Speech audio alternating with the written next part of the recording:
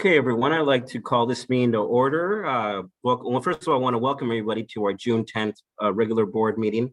I am Tony Martinez, President of the Governing Board, called this regular board meeting to order of the San Ysidro School District at 5 p.m. I'd like to ask that all members of the board mute their devices at this time. Trustees of the San Ysidro School District Board and the public shall participate in this meeting via teleconference. The public may view this meeting by accessing the YouTube link provided on the agenda. Members of the public are welcome to record this meeting using their own personal devices. The district will also make an audio recording available upon request to the district office. Prior to roll call, I would like to make clear for the record this meeting, and it should be reflected in the minutes, that this governing board meeting is conducted pursuant to California Government Code Section 54953 and Governor Newsom's Executive Order N2920. And on that note, we're going to move on to roll call. Now, I'd like to ask our Dr. Potter, our superintendent and secretary to the board, to conduct roll call for attendance. Thank you so much, Mr. President. Moving on to agenda item number 2, roll call, beginning with board member Irene Lopez. I believe she's joining us a little bit later this evening. Board member Humberto Germilan. Present. Thank you. Board clerk Rosalia Palasigue. Present. Thank you. Board Vice President Rudy Lopez. Here. Thank you. And Board President Antonio Martinez. Present. Mr. President, we have 4 members here. Thank you, Dr. Potter. We do have a quorum.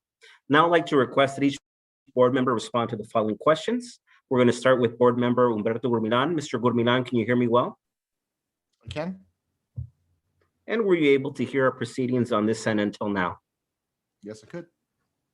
And do you have a copy of the agenda for this meeting? I do. Thank you. Thank you, Mr. Germilan. Mrs. Palasigue, can you hear me well? Yes, I can.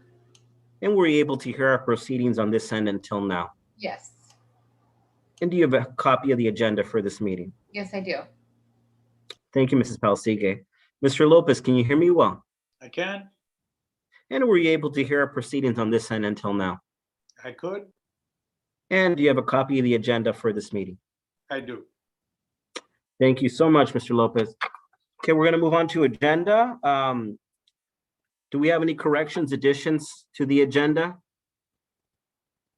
I actually do have 2 pulls.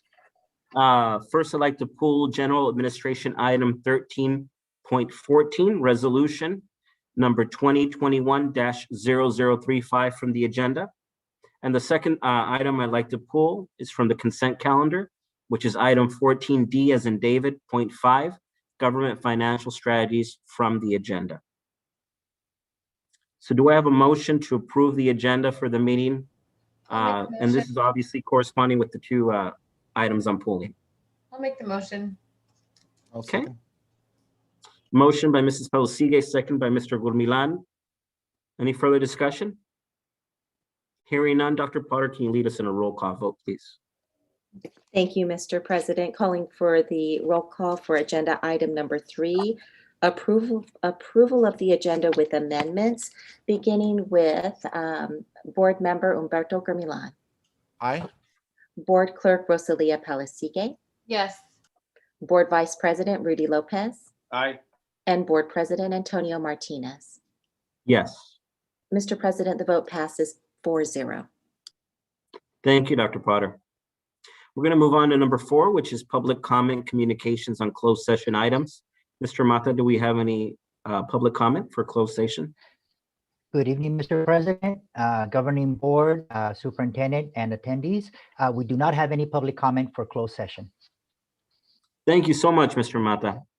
We're going to move on to number 5, which is Governing Board recess into closed session. Do I have a motion to recess to closed session in accordance with section 54954.5 regarding 5.1 Public Employee Performance Evaluation or Superintendent, 5.2 Government Code Section 54957.6, which is conference with labor negotiators, 5.3, which is conference with legal counsel anticipated litigation, 1 case, 5.4 Government Code Section 54957, Public Employee Discipline Dismissal Release Reassignment, and 5.5 Government Code Section 54957.6, conference with labor negotiators. Do I have a motion to recess at 5:05 PM. I'll make the motion. I'll second. Motion by Mrs. Pelisigue, second by Mr. Gurmilan. Any further discussion? Hearing none, Dr. Potter, can you lead us in a roll call vote, please? Thank you, Mr. President. Calling for the roll call vote to recess to closed session. Board Vice President Rudy Lopez. Aye. I went in the different order. I'm sorry. Got you off guard. Board Clerk Rosalia Pelisigue. Yes. Board Member Humberto Gurmilan. Aye. Board President Antonio Martinez. Yes, The vote passes 4-0. we've had a long week. And on that note, we're going to recess into closed session at 5:05 PM. See everyone there, and we'll be back at 6.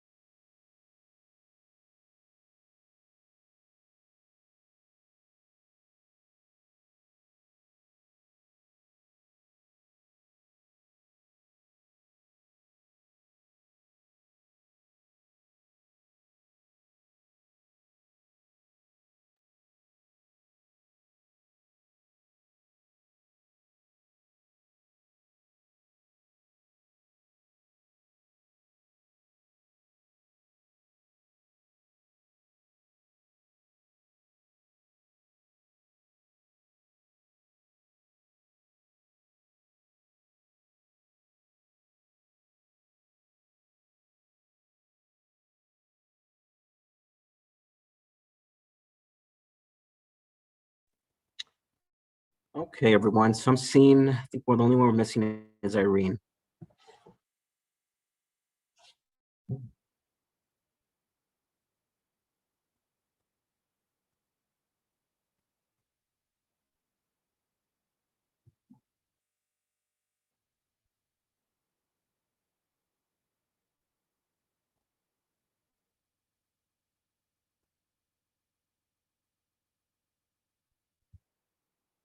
There she is. Okay, I want to reconvene from closed session at 6:06 p.m. We have nothing to report out. No action was taken in closed session. I'm going to call the open session part of our board meeting to order. I, Antonio Martinez, President of the Governing Board, call this regular board meeting of the San Isidro School District to order. I'd like to ask that all members of the board to mute their devices at this time. Trustees of San Isidro School District Board and the public shall participate in this meeting via teleconference. The public may view this meeting by accessing the YouTube link provided on the agenda. To listen to this meeting in Spanish, please call 786-540-5047 and enter the access code 409-397-715#. Para escuchar esta junta en español, por favor, llame el número 786-540-5047 y ingrese el código de acceso 409-397-715 y signo de gato. Members of the public are welcome to record this meeting using their own personal devices.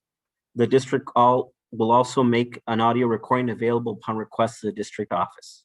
Prior to roll call, I would like to make clear for the record of this meeting, and it should be reflected in the minutes, that this governing board meeting is conducted pursuant to California Code Section 54953 and Governor Newsom's Executive Order N2920.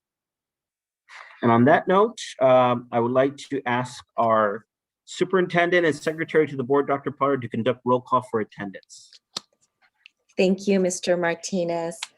Conducting roll call, beginning with Board Member Mrs. Irene Lopez. Yes, And Mrs. Lopez, for the record, could you let us know what time you joined? 5:39. Thank you so much, Mrs. Lopez. I heard 5:39. Thank you. Board Member Humberto Gamilan. Here. Board Clerk Rosalia Palisigue. Here. Board Vice President Rudy Lopez. Here. And Board President Antonio Martinez. Present. Mr. President, all 5 board members are here. Thank you, Dr. Potter. We do have a quorum, and we're going to be moving on to our flag salute. Please join me in the flag salute. We'll be displaying a picture of the flag on the screen. I'd like to ask those in the meeting, including other board members, to please mute to avoid feedback during the salute. And I will be honored to lead everybody in the flag salute. Right hand over your heart. Ready, begin. I pledge allegiance to the flag of the United States of America and to the republic for which it stands, one nation, under God, indivisible, with liberty and justice for all. Okay, now to board recognitions, Distinguished Champions Awards. I'm gonna pass it to Mr. Mata. Good evening, Board President Martinez, Governing Board, Superintendent, Cabinet, and guests. It is my honor and privilege to present this month's Distinguished Champion Awards. Our first award is for this year's 8th grade class of 2021 valedictorian from San Isidro Middle School.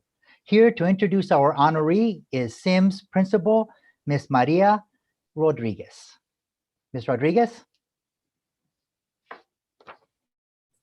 Sorry, I'm muted. Hi, everyone. I'm using my older computer, so it takes a while. Hello, our board president and board members, Dr. Potter. It is an honor for me to introduce my distinguished champion, Ms. Osiris Camarillo. I could go on and on about this young lady, but I reached out to her teachers, and I have a little script that I would like to share with all of you about a little bit of a little bit of heaven that our teachers have experienced having this wonderful young lady in their classrooms. So I'm going to start with her English teacher, Miss Holly Black. She says, Osiris is an amazing young lady. She is so kind and sweet. Osiris has strived to be her best, and she is succeeding in this endeavor. It has been my honor and privilege to be her teacher this year, Miss Holly Black. Her science teacher, Osiris is a student who works hard. She loves her family, her friends, and reading. When faced with a challenge, Osiris accepts the challenge and tries to resolve it. It has been my pleasure having her in my class, Miss Patterson. Math teacher, Osiris is an exceptional person. She has shown great dedication in her academics during this very tough time and has been a model student. She always goes above and beyond to make sure she shows her understanding and creativity. She has a very bright future ahead of her, and I'm confident that she will succeed in any path she chooses in the future. Thank you for an amazing school year, Osiris, and don't forget that notice and wonderings apply in the real world every day. It's been my greatest pleasure to be your math teacher, Miss V. Her PE teacher. I had the pleasure of being your teacher for 2 years. What a blessing. You are the definition of hard work and dedication. Osiris, thank you for always being so respectful to me and all your classmates. Congratulations, and I can't wait to hear about your accomplishments in the future, Miss Ames. Her social studies teacher. Osiris Camarillo is a student who is truly dedicated to her personal and intellectual growth. It is a pleasure to have her in class due to her leadership skills, which trail class participation by sharing her ideas and opinions. I am so happy to hear that she is our class valedictorian, Mr. Alvarado. So all these words just sum up this amazing young lady, and I am so honored to have had her for 2 years and be her principal.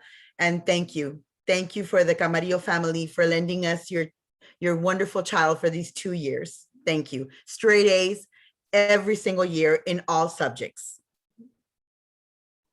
Ms. Camarillo, is there anything you'd like to say?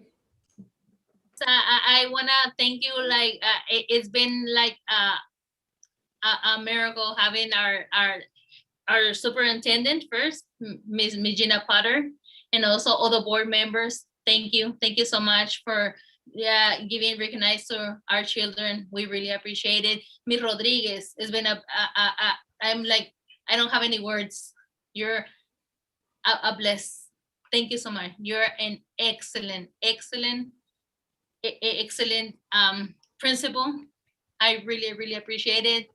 And Mr. Mata, thank you so much for calling us like everything that we have to know. Oh my God, I'm so happy. We all the family, we're so proud. My daughter, I'm proud of all my daughters, but especially like our youngest daughter, Osiris Camarillo. We're really happy, and I think she wants to thank all the board members and also Ms. Rodriguez. Thank you so much. Please go ahead, Ms. Orisis.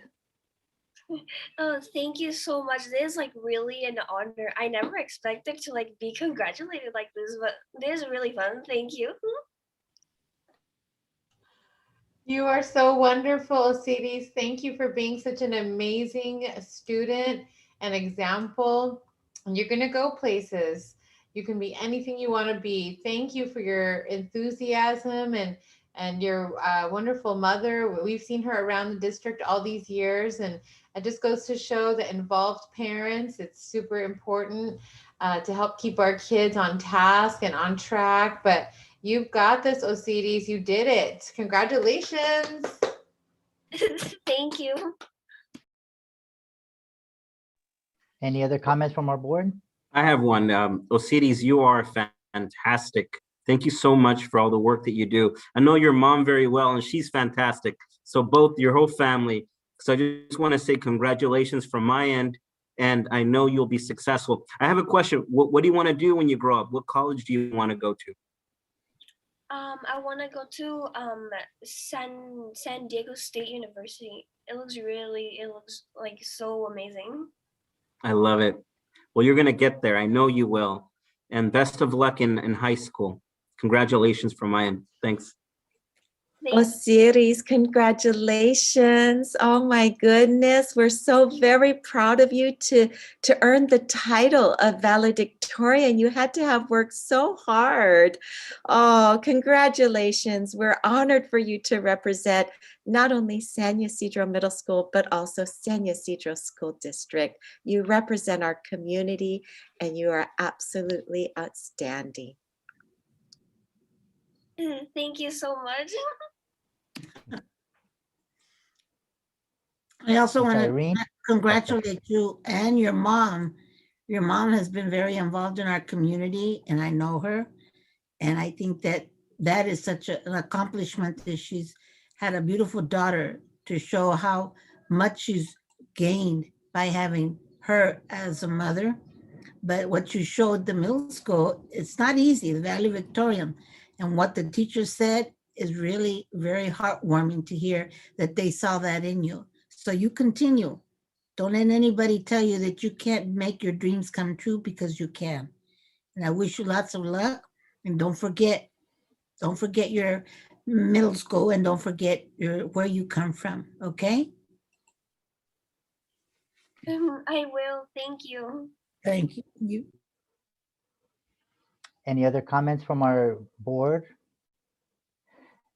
Ms. Osiris, congratulations on your award and best of luck to you in high school and your future. You've got a bright future. And Ms. Camarillo, very nice to see you. Take care.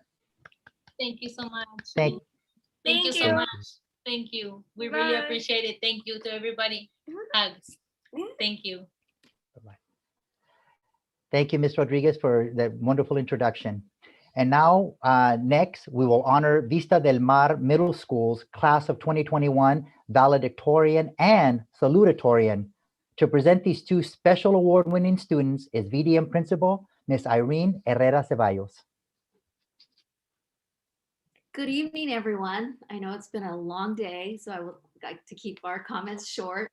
I'm happy here to honor and celebrate these important VDM Sharks, all of them. The academic success during this challenging time is a true testament to their strength and their character. They have made us all proud. It's my pleasure to present to you our valedictorian, Camila Chang. She is connecting. There she is. She's connected. Ms. Okay, Chang, so I will let you ask her questions first, and then I'll introduce our salutatorians. okay, she's on, but let's see. Can she hear us? Ms. Chang, can you hear us? I see she's logged on. Hello, Ms. Camelia Chang? Hi, Camila, you're Camila? muted. You're on mute. Yeah, she's muted. Okay, there you go. Nope, it's still muted. It's still muted. Mr. Ortega, is there any way we can help her, or does she have to unmute? Hi, Mr. Mata. She would need to unmute. Let me go ahead and Okay. send a request. Okay. We'd love to hear from her. She earned this honor.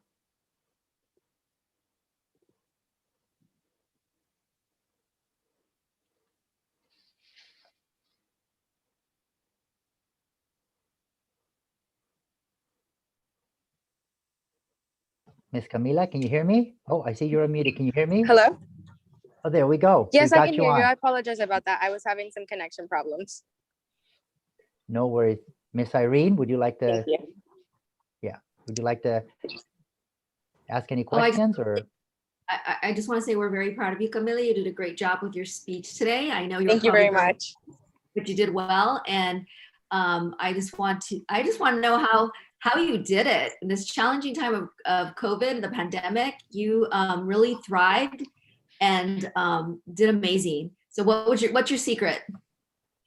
I feel like more than anything this year, I had so much support, my family members, my friends, even teachers. So honestly, I was very motivated this year, and I got to spend a lot of time with myself, and I learned lessons that I would have overlooked otherwise, like I said in my speech. So it took I had a lot of time to reflect, and honestly, that really helped a lot. And I had a lot of time to myself, and that really helped me with my schoolwork as well. All right, thank you very much. And you can get some rest now because your day is going to end. Exactly. I know you're probably really tired. Yeah. I'm glad summer's coming in and we get a break. And I'm also excited for high school, honestly. Yeah, you're going to do great. You're going to do Oh, absolutely thank you very much. Congratulations, like- oh. Camila. Thank you so much. I had the pleasure of hearing you speak today at the commencement ceremony. So just want to congratulate you at being an amazing example. And it just shows that sometimes when the distractions are removed, we're able to really apply ourselves to things that we actually love. And that's really evident. And there's so much joy in your voice. There's so much joy in your presence. And I know you're going to carry that with you throughout your high school career and your college career and your professional career and your personal career too. So thank you so very much for shining in our district. We appreciate you and we wish you the best of luck. Thank you so much. I really appreciate it. It was a pleasure talking today. Hi, Camila. This is Antonio. I just want to say the same thing. You were great in your speech today. So I just want to congratulate you on all the hard work you did. You know, I'll be brief. Well, I just have a quick question. What college do you want to attend? Right now, my top choice is Columbia. Fantastic. And I'm going to tell you, you're going to get there. I had the opportunity. I had the opportunity to go to Penn, so I know that we need Ivy Leaguers. We need Ivy Leaguers from San Isidro. So you're going to get there, Camila. I can see it happening. Thank you.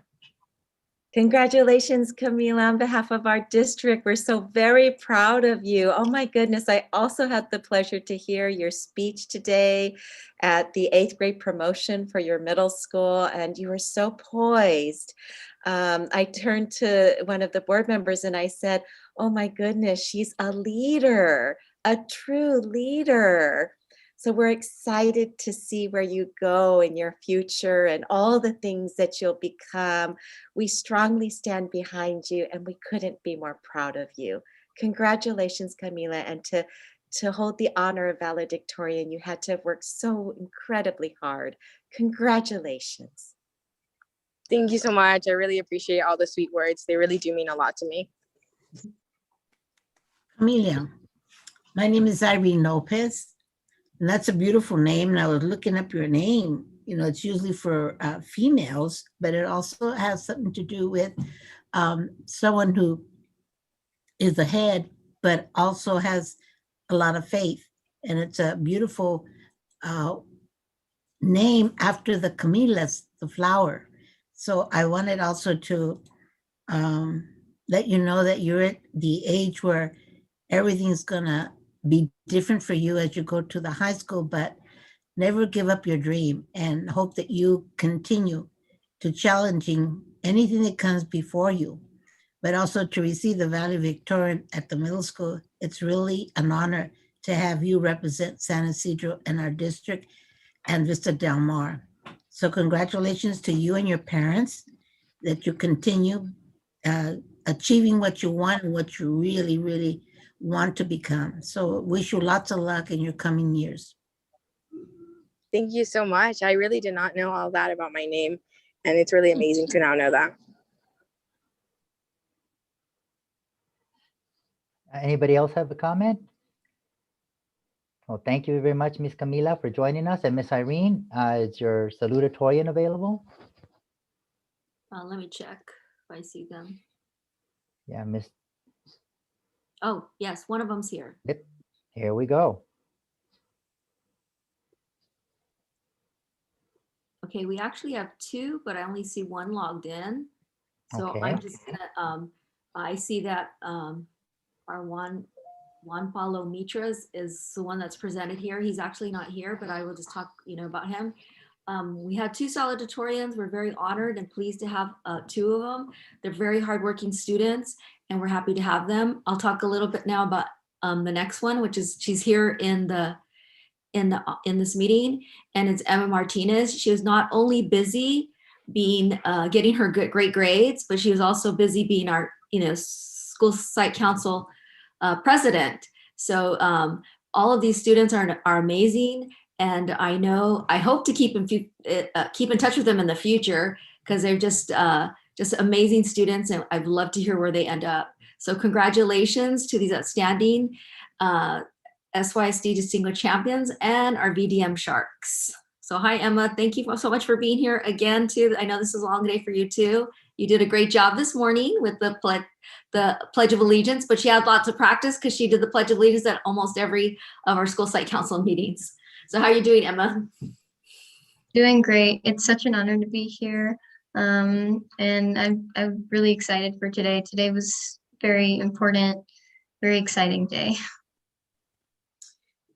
Congratulations, you have earned this Distinguished Dragon Award.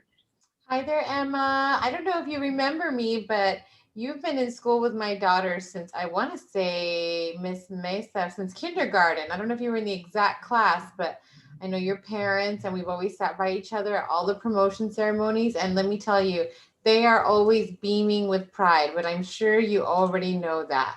So I just want to say that you are an amazing example, an amazing, upstanding student. I know you've been in the sci-fi for several years, and that you really have a brain for engineering and coding, and you are really paving the way for females in that industry. It's very, very impressive, and it's very, very needed.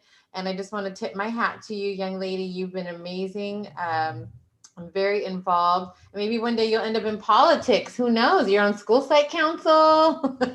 So maybe you'll be sitting in this chair one day congratulating a young student. So you just never know where the road's going to take you. But hats off to mom and dad too. I'm sure they're right behind you listening. But we are very, very, we love to honor the strong parents in our community, because you all are the pillars that hold these students up, and they stand on your shoulders, and we honor you and we appreciate you. Great job, Emma.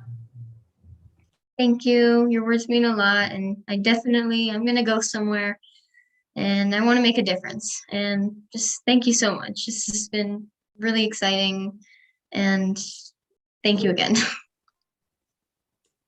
Emma, our district is so proud. Oh, sorry, Mr. President. Go ahead. I just want to know, I'll be brief. Emma, you're fantastic. Thank you so much for you did great. And frankly, I just have a quick question. I'm gonna ask everybody this, but where do you want to go to college?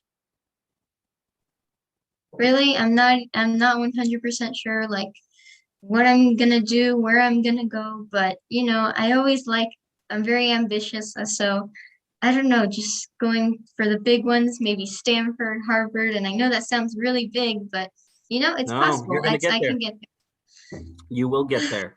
That's a guarantee. I wish you the best of luck in high school, and I assure you, you will get there. Thank you.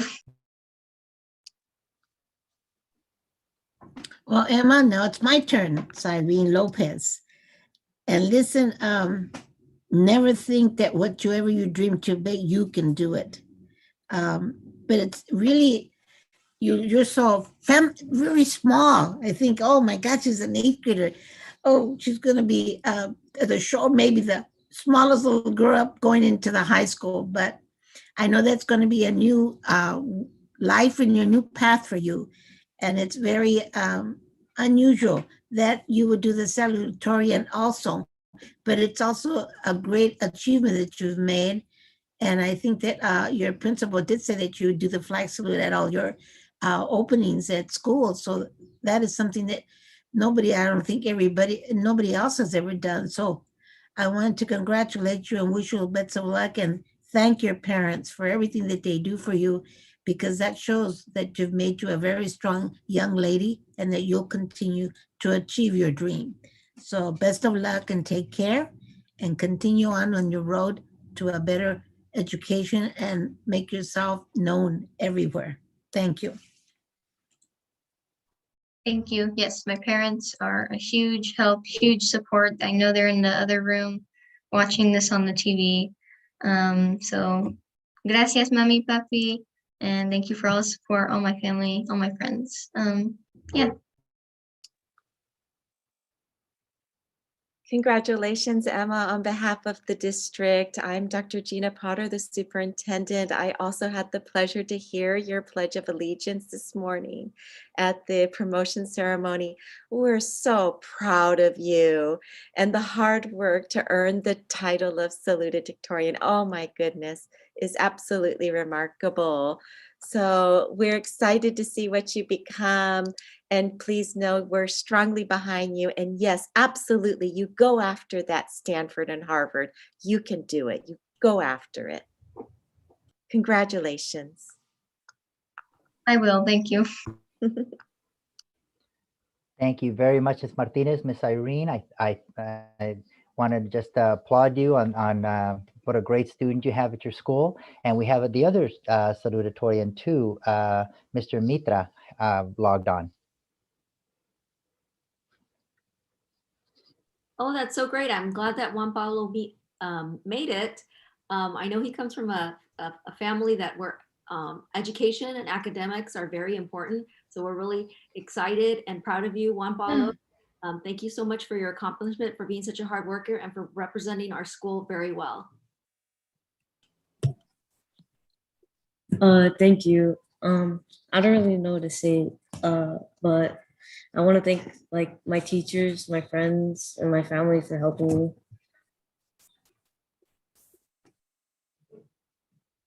That's great. Board, would you like to ask any questions of Mr. Juan Pablo? Hi, Juan Pablo. This is Antonio. How are you? I'm good. How about you? Good, buddy. I just want to say congratulations. And frankly, you're going to do well in high school. So very proud of you. Quick question. What college do you want to attend? I'm thinking about going to SDSU or UCSD because I want to stay like near my family. That's great, my friend. I know you'll get there. So I wish you the best of luck in high school and congratulations again. Thank you. Congratulations. It's such an honor to have students that are so courageous and not afraid to lead by example, not afraid to do well. And you didn't get distracted, you didn't get pulled away. And I'm sure there's things every day that you had to push away, like the temptation to maybe go into watch a mini series and binge on movies or on Instagram. But you know what? You really resisted, and look at all of your hard work and self-discipline paid off. The sky is the limit for you. I know your family is so proud of you, and I know that you can do whatever it is that you want to do. Tell me, what do you want to be when you grow up? I want to be a mechanical engineer. Nice. There's plenty of work for that. You're going to do very well. You will always have a career. Great job. Thank you.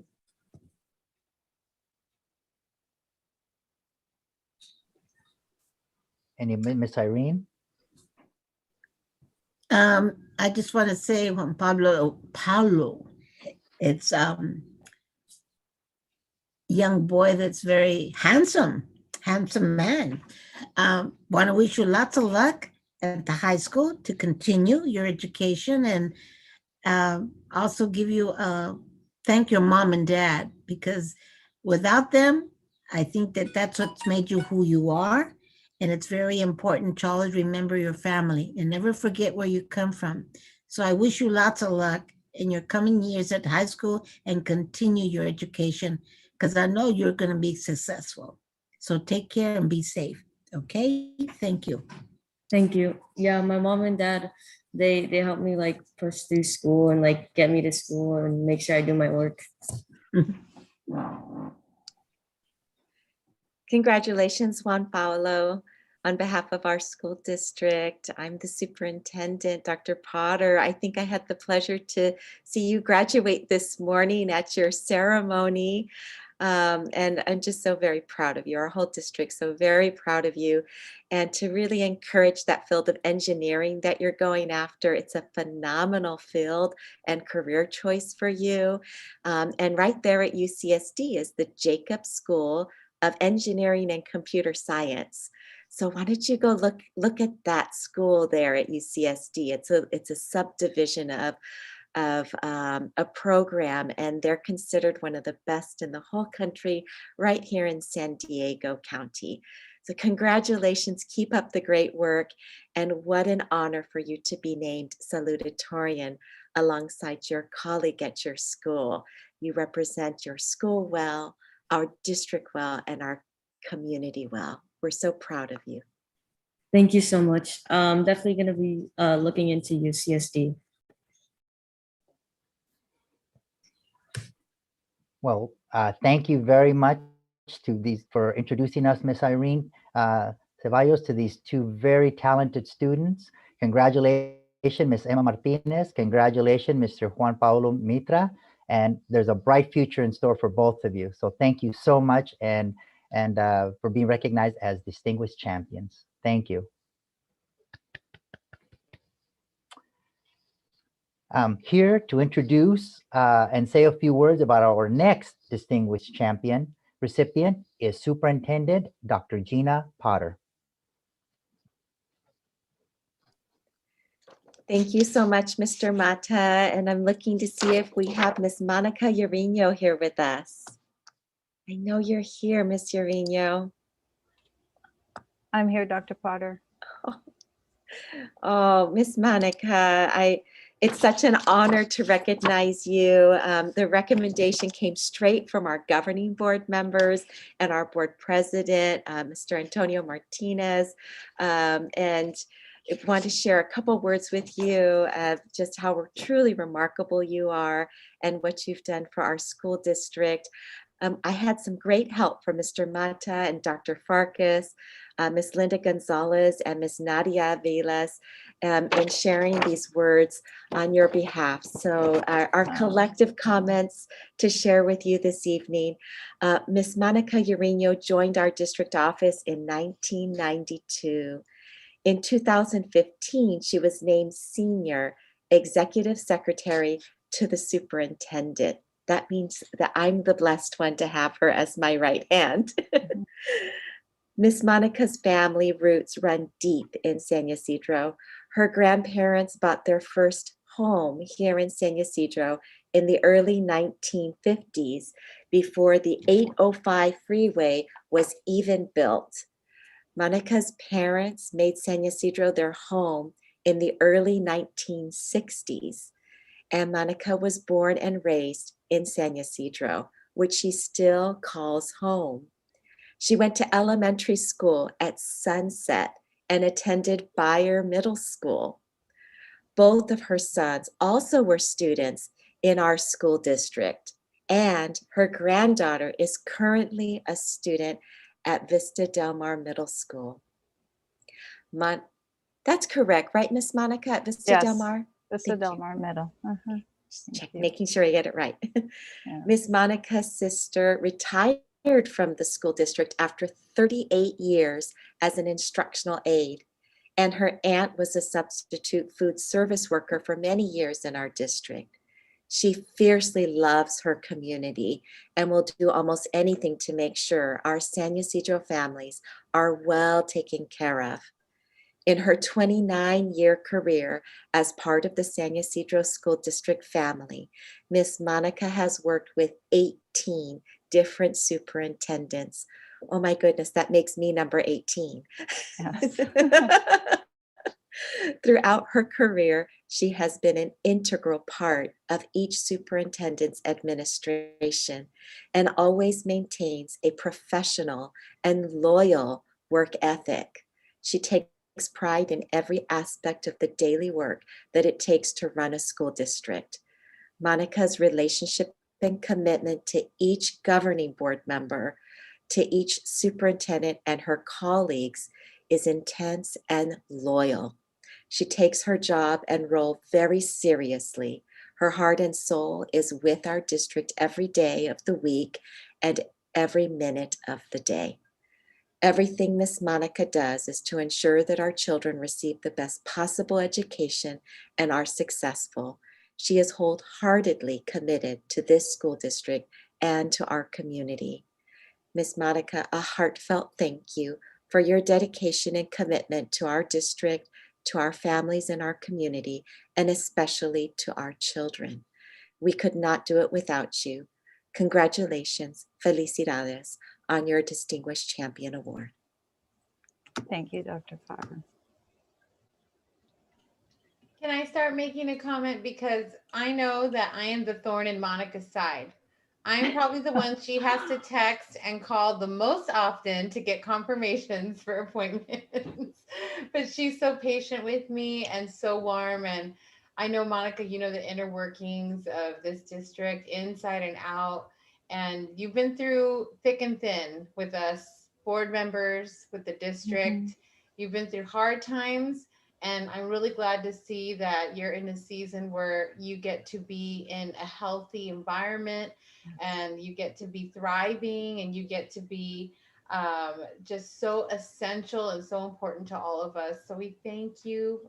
I appreciate you. I thank you for the thousands of hours of scheduling that you spend, all the coordinating. It's a lot. That's a lot. That's a hard job. So I really, really commend you for doing it well, because you make it look so easy. And you've brought Miguel under your wing and taught him the ropes. So I thank you very, very sincerely for that. Thank you again. And I'm glad you're getting honored today. Thank you. Hi, Monica. I wanted to thank you for everything that you do for us, including letting me use your office for meetings. I know we used to give our distinguished champions trophies, but I think the least we could do is get her some Post-its to refill her little folder. So Dr. Potter, if you can do that for her, I would appreciate it. Thank you, Monica. Thank you. I'll go next, Monica. I just want to say thank you so much for everything you do. You're one of the nicest people I've ever met. You're so dedicated to your job, and you make the team and the district a lot better. And thank you so much for representing not only our district, but our communities, our families, the way that you do. And there aren't words to express how fortunate we are to have you, and how good you are at your job, because everything runs so smooth, and that, I think, shows how good you are at your job. If you weren't good, everything would be up in the air. But I'm sure things seem really hectic for you on your end, but on the outside, it's smooth sailing. And Dr. Potter is really good, but she's better because of you, and everybody around you is better because of you. So thank you so much. Oh, thank you. Ms. Lopez, you want to go next? Yes, Monica has been like a side daughter to me, because she has worked so many years with us. But apart from that, when I came into the district, there was another school superintendent secretary, but Monica worked along with him. And when this secretary left, which was Christina Alonso, she said the next secretary should be Monica, because she has the patience, she has the respect, and she knows our community, she knows our staff. And that's something that's very hard to work with.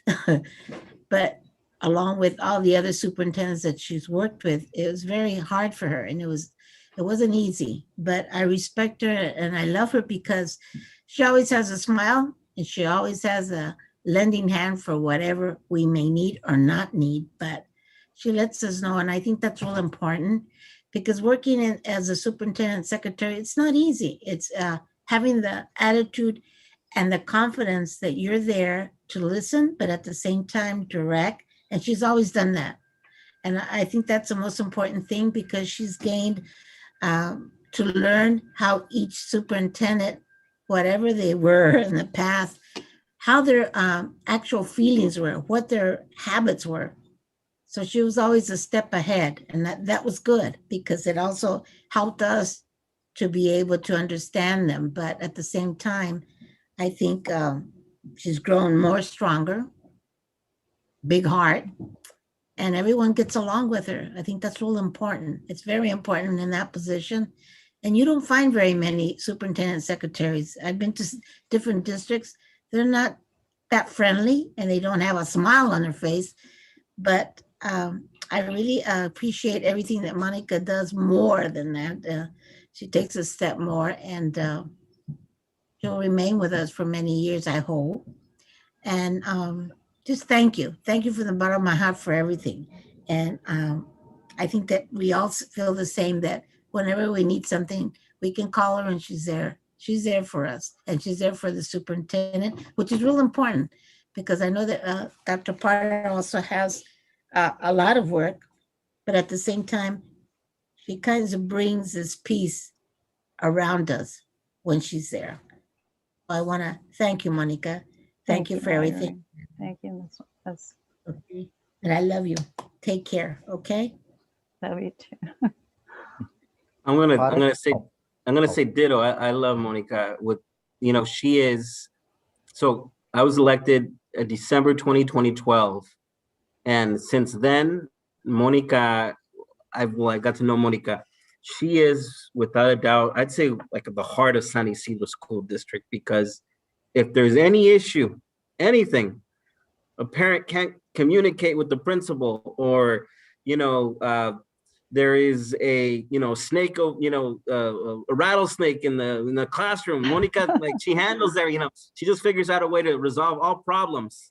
And one thing about Monica is that her heart is in San Isidro. So I really want, and one thing I do want to say is, if there's anything I regret and being a board member and attending meetings, is not saying thank you to Monica every single board meeting, because she deserves not just the thank you and appreciation, but more than that, because she really, without a doubt, Monica, I just want to let you know that like I said, you are the heart of San Isidro, and I just want to thank you for everything.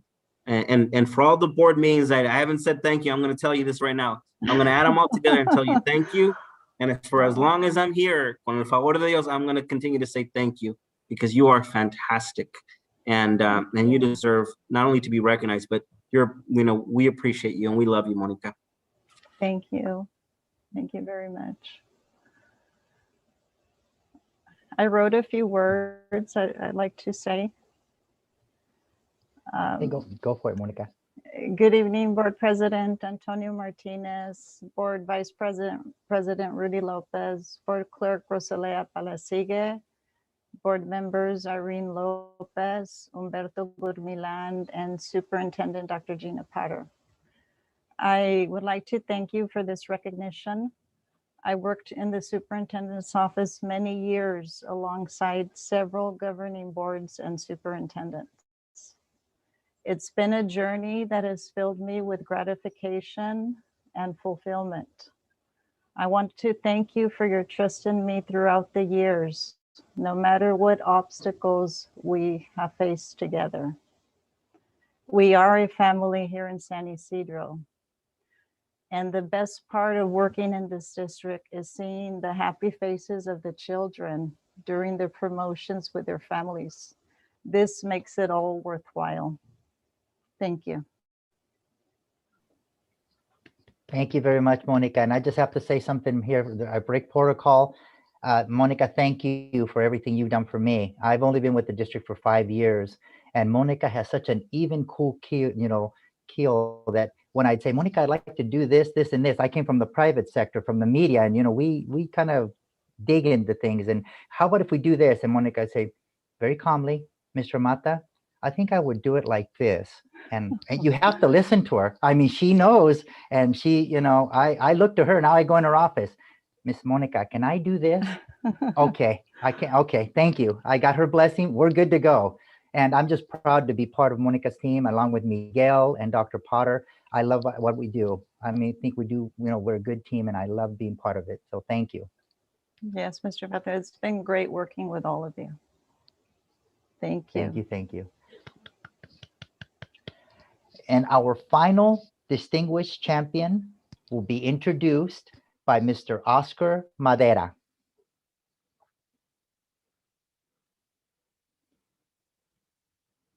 Mr. Madera on? Mr. Ortega? Ah, there he is.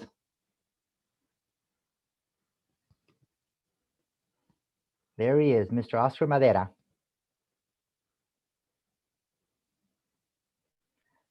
I think he's on mute.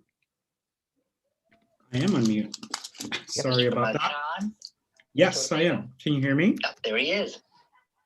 Can you hear me now? Yes. Okay. Sorry. So today, our department will be recognizing Miss Mariana Rochin, or as we all know her as Rochin. She was the recipient of the Community Advisory Committee Award for the San Isidro School District Teacher of the Year. Ms. Rochin has been working in the district since 2017. She came in as one of our special education teachers working with our students with mild severe disabilities. She recently finished her master's with a focus in autism from San Diego State. And she also just, a few days ago, became a BCBA recipient. She just became a board certified behavior analyst. And she passed her test on the first try, which is a great thing to do, especially when it's a really challenging test to pass. So congratulations to her. She is an advocate for her students, the parents, and the community. Every time she has an idea or she came up with some new way to try a new thing, she'll come over and she makes sure that I'll listen to her ideas, and she won't leave until she has an answer from me in regards to what she wants to try. So I do give her props for that, for her energy and the energy that she brings to her classroom. She's definitely an asset, not only to her students, but to our special education department. Thank you, Ms. Rochin. Thank you, Oscar. Board, would you like to, anybody like to say anything? Thank you so much for your service and dedication. What an impressive resume you have there. Mr. Madera really did you justice, and I'm sure that there's so much more that goes on, and we appreciate your heart for our students. Every one of our educators puts their heart and soul into everything they do, but we know that you deserve this honor, you deserve this award, and I know that you'll continue to give your best and to this community, to this school district, to these students. And then we thank you, we honor you today, and we hope that you really receive this and take it in, because it's a lot of work what you do. And sometimes it is nice to just be recognized a little bit, just to give us that little pep in our step. So I do hope that you feel the love and appreciation that we have for you today. So thank you and congratulations on your honor. Thank you so much. And Ms. Rochin, oh, go for it, Mr. Lopez. Congratulations, Ms. Rochin. I just wanted to say it was a pleasure to be at Smythe today and see the culmination of your hard work where we promoted some of your students. And thank you very much. I know it was kind of they were kind of out of their comfort zone, but it's good to see your hard work today and being there for them. Thank you.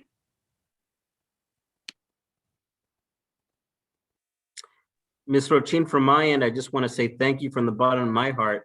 I agree with Ms. Palasiga. You have quite a resume. I think the fact is that we've all had a rough year with COVID. And the fact is you've been a distinguished champion throughout that year.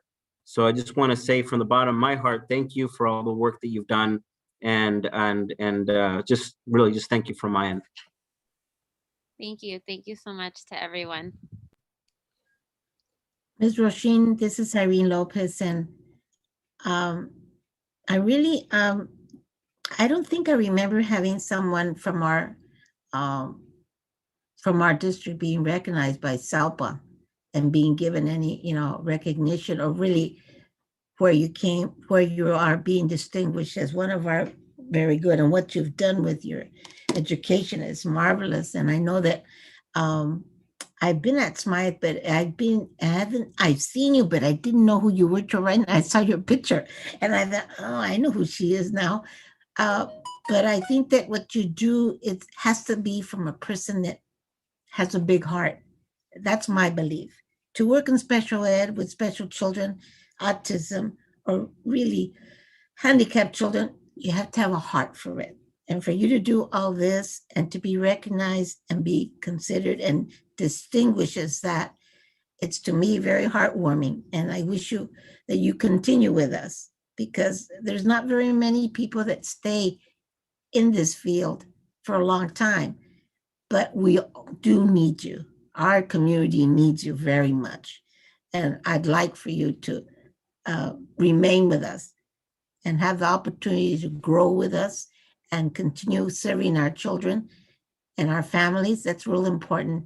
And I think that you can do it because it shows that you really have a big heart. So, and I want to thank Mr. Madera for actually writing about you and letting us know. And sometimes we take for granted. We see all different specialists here and there at the schools, but we don't really see what they actually do. And I think that's real important to bring this out so that we know, oh, I know who she is, and especially when you've been recognized for that. So I want to thank you for the bottom of my heart for everything that you do, and you continue, because I think that's what makes our community and our children happy, to have someone that they feel can give them that support and that love. So thank you, and thank you very much from the bottom of my heart. Thank you so much. I do love what I do, so I do plan on being here for a long time. She can't leave. Ms. Roisin, it was such a privilege and honor to be at the promotion ceremony at Smythe and to watch you recognize and promote the students from your class. And I could see the special bond and trust that they have with you. They really rely on you. They were following all of your instructions. It was the first time that I had the honor to see a student from one of our special classes in our district actually come up to the stage during a promotion ceremony and do the Pledge of Allegiance with the entire crowd. And you made that happen for one of your students today. So I thank you on behalf of the district for the big heart that you have for your students and the incredible talent that you are in terms of a teacher and the special students that you work with. Indeed, we're very lucky and blessed to have you in our district. Thank you so much, and congratulations for the award that you won for the entire South County of San Diego. Congratulations. Thank you so much to everyone for taking the time to recognize me today. I do want to say thank you to Mr. Madera for giving me the opportunities that he's given me, because he did select me to be part of Captain, which is a network of autism network. And it honestly, it has really helped me grow, and I appreciate him picking me, because it really has helped me grow as an educator, and it just, I don't know, it's really exciting to be a part of. So thank you for that. Thank you very much, Ms. Roisin. Congratulations. And just, I want to say that special education teachers hold a special place in my heart, because my daughter is a special education teacher, and I see her, love and caring for her kids. And I saw that today at Smythe also, the way your demeanor, your attention that you give them, and the faith and trust they have in you, which is the very important part. So thank you so much. Thank you. And that concludes our Distinguished Champion Awards for today. And I want to congratulate all our recipients. And I love this part of the board meeting. No disrespect to the rest of it, but I love this part of the board meeting. This is so much fun. So thank you for, it's an honor and privilege to do it. Take care. Thank you. Thank you, Mr. Mata. Okay, we're going to move on to number 10, which is public comment communications on open session items. Mr. Mata, you're back. I'm back really quick. There are no public comments for open session. Thank you, Mr. Mata. And on that note, we're going to move on to number 11 items from the board and superintendent. We're going to start with Mr. Gurmilan. Thank you, Mr. Martinez. Just wanted to congratulate all of the students that obviously are or were being promoted over the last couple of days. Just want to congratulate the families of our district, because obviously this has been a very difficult and challenging year and a half, to say the least. And as I mentioned it a little bit earlier, or prior, before, we talked about a few months ago or almost a year ago about the storm that we were, going through. And I think we see light at the end of the tunnel now. And it's just really exciting to know that hopefully soon we'll be able to be in the classrooms a little bit more, and hopefully eventually just return to normal, because I think that's what all of our students want. That's what our families want. And I think we're very close to that, but we'll take it one step at a time. But I did want to congratulate all the students, everybody for just working through this, and also just working together as a whole district. I'm very proud of everything that's been accomplished over the last year and a half. And I'm excited to see where we're going. So I just wanted to share that. I hope everybody has a really great break, and take as much time off as you can. Enjoy the weather, enjoy the outdoors safely, and all these great things that you need to do before we get back to it, because we're going to have a little bit shorter summer, and then we have a lot of work to do, because we're going to have to catch up on a lot of things. But as a board member, I'm really excited to get to where we need to get to. And I just want to commend everybody for working together, and our team and our district just as a whole. I'm just very excited to see where we are and excited to where we're going. Thank you. Thank you, Mr. Gurminan. Mrs. Lopez, you're up.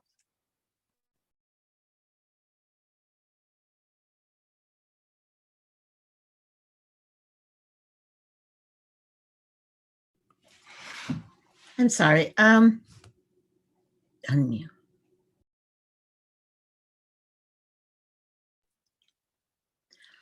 Oh, I just wanted to say that it was very hard for me to attend some of the graduations, but I know that the ones that I did get to, it was nice to see the parents' expression, and the kids, they were so excited because they're our sixth graders that are going to the middle school. And also it's heartwarming to see that, our kids are being given this opportunity to graduate. And I know that we've all gone through a lot, but I think that together we've done a lot of good things. And this is the thing, that we need to listen to each other and help each other and continue, because I think that our district is small compared to other districts, but we have a big heart. And I think that heart has grown so much. We've learned more. And I think that's the most important thing, that we learn to share with each other. We've learned to listen to each other. And I think that's the most important thing, to bring peace to everybody and help each other, especially our children that are going through so much and will continue to be going through a lot for the next school year. And I'm hoping that we can continue, listening and helping each other, and bringing a lot of more resources to our community, because we lack a lot and there's still a lot of more work to be done. But I know that all of us together as a family in our district will continue to be doing the best we can, and striving, of course, but we can do it. And so I congratulate all our sixth graders and our eighth graders that are becoming young women and men that are going into a different path. But I know that they need to have assurance, they need to have support at the same time. So together we can do a lot of things. So thank everybody, our staff also, classified certificate management, confidential, all the work that you do. Remember that, we have a lot of more challenges that are coming. And I think that we need to understand each other and work with each other and help each other. So I think that's the only way we're going to get through this. And I know that there is a big sunshine, a big sun that's going to give us a lot of blessing and a lot of good help. So I thank everybody and wish everybody to rest this summer and be ready to come back to work together. So thank you, and thank board members, also superintendent and our staff, everyone. So thank you. Thank you, Mrs. Lopez. Mrs. Pelosiga, you're up. Good evening. I will be brief. I cannot say thank you enough to all of the staff of this amazing school district for such an amazing year.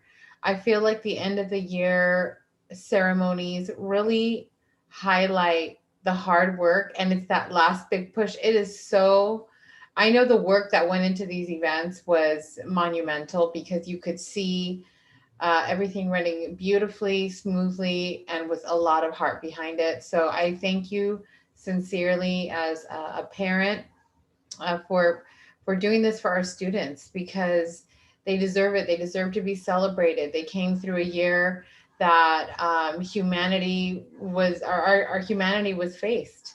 And it was faced with so many challenges. So I appreciate you from the very, very bottom of my heart. Thank you so much. I'm looking forward to next school year. I know that's unfolding, it's developing.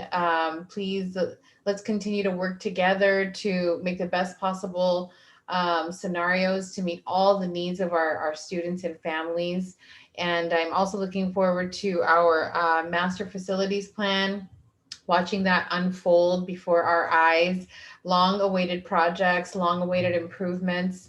And again, I thank the community and the voters for passing this so that we could get our students and our teachers the facilities that they deserve for the coming years.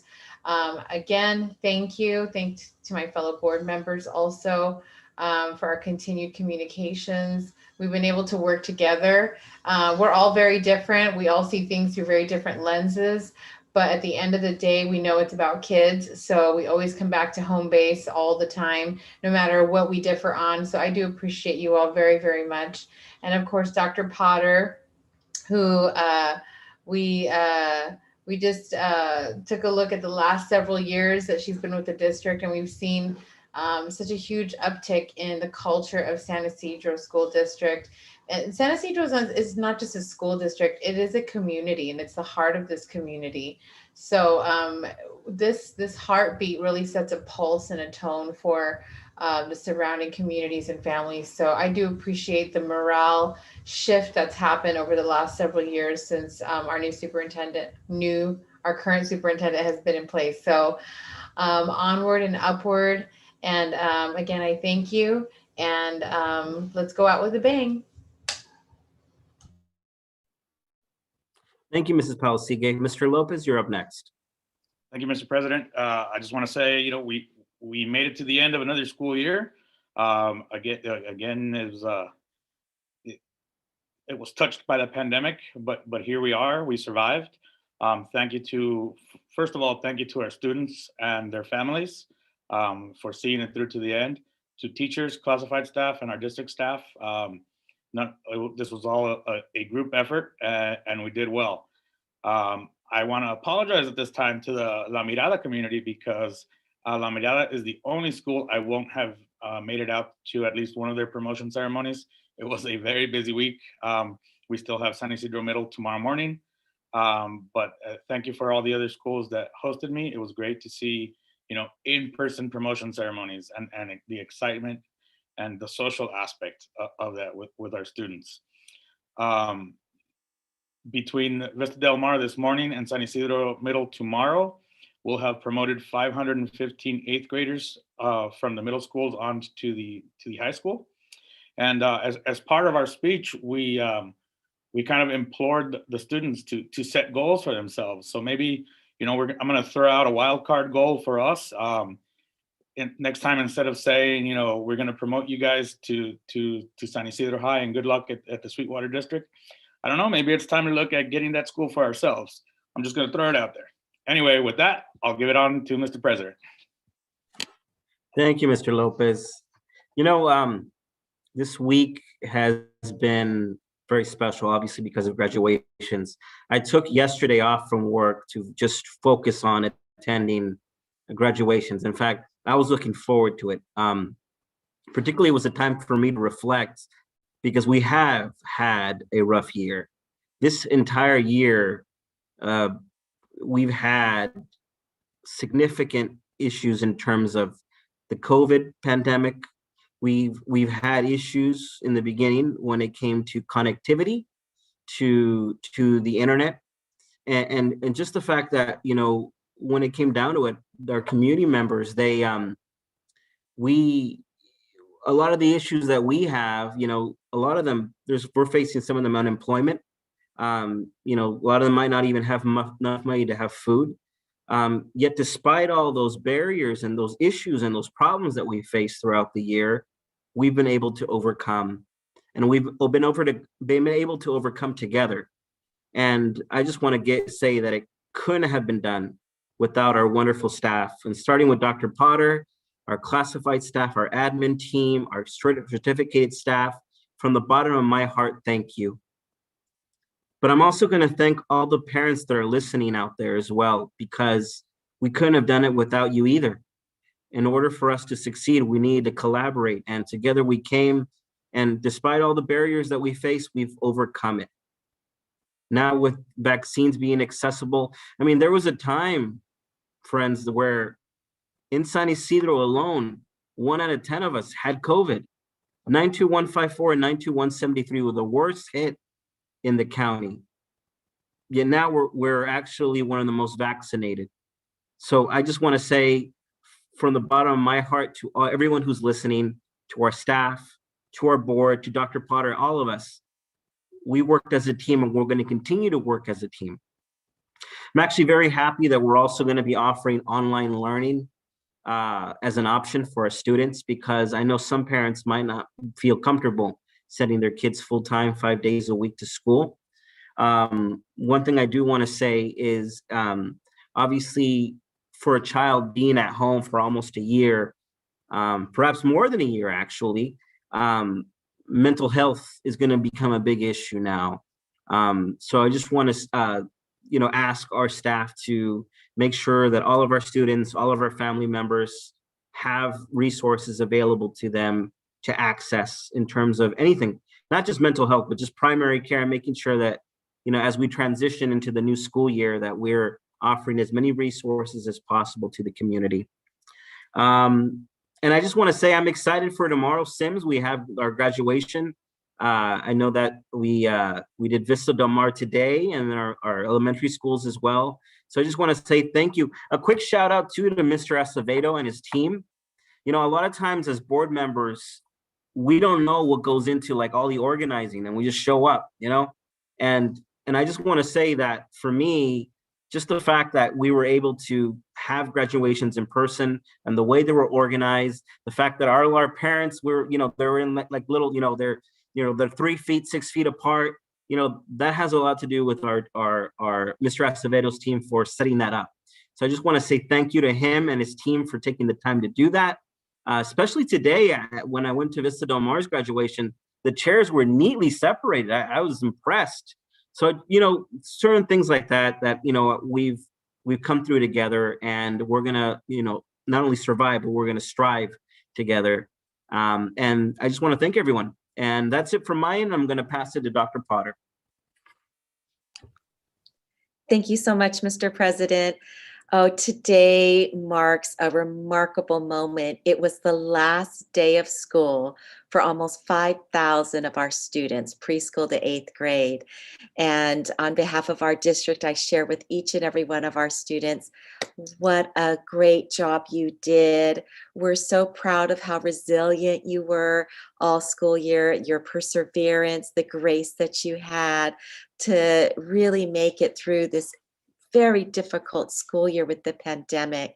We could not be more proud of you. And to our parents, thank you, and family members, thank you so much for wrapping your protective wings around your children and for partnering with our school district to make sure that your children were safe and had a good, strong education this school year as well. We really appreciate your help. To our teachers and our staff members in our school district, oh my goodness. From the bottom of my heart, you have truly been heroes, and remarkable heroes at that. I know no other district that went above and beyond to the degree that each and every one of you did. We served almost 800,000 meals at this point to our students in less than 12 months. Our child nutrition team, our maintenance and operations team, boy, MOTF, the safety and security for COVID safety precautions with Mr. Azevedo, Dr. Farkas, and your team, our bus drivers, our custodians, our maintenance. Thank you so much. Our teachers, all of that daily teaching online to pivot so quickly to online learning within a few weeks of the schools closing, and then to switch again to hybrid learning. And now we're switching again. Thank you so much. So again, everyone, fantastic job. We're wrapping up this last week with almost 35 promotion ceremonies for preschool, kindergarten, 6th grade, and 8th grade students, with our last one being 8th graders tomorrow for San Ysidro Middle School. So everybody, our governing board members, thank you for the tremendous leadership that you provided to our school district during this difficult year. I'm grateful to each and every one of you, to our governing board members, for your leadership and for your protectiveness and safeguarding not only our schools, but our entire community. Thank you so much, everyone. Thank you, everyone. Dr. Potter, for those beautiful words. On that note, we're going to move on to 12, which is conference session reports and presentations. We're going to start with 12.1, 2021 and 2022 proposed budget by Marilyn Adrianson. Good evening, Board President, Mr. Martinez, members of the board, Dr. Potter, and community. Tonight, the Business Department will present the 21-22 proposed budget. The proposed budget includes the governor's May revision, which was released in May 2021. The governor has until June 30th to adopt a 21-22 state budget.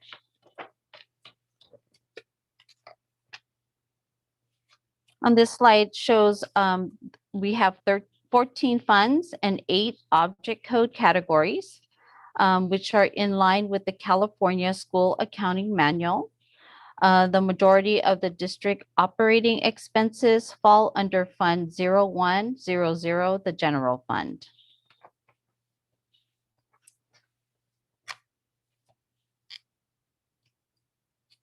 We also have 25 site and department codes and a 500 series for salary and benefits.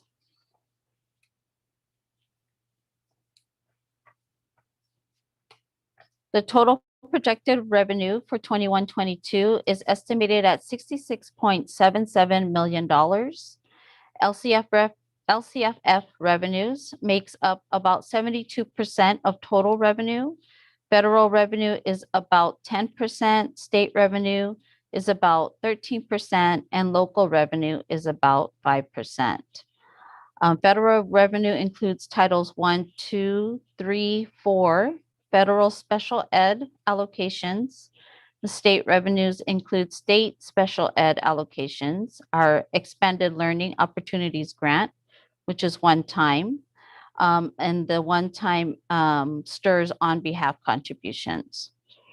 Our local revenues consist of our ACES grant, our after-school learning grant, restricted routine maintenance account, and our redevelopment agency funds.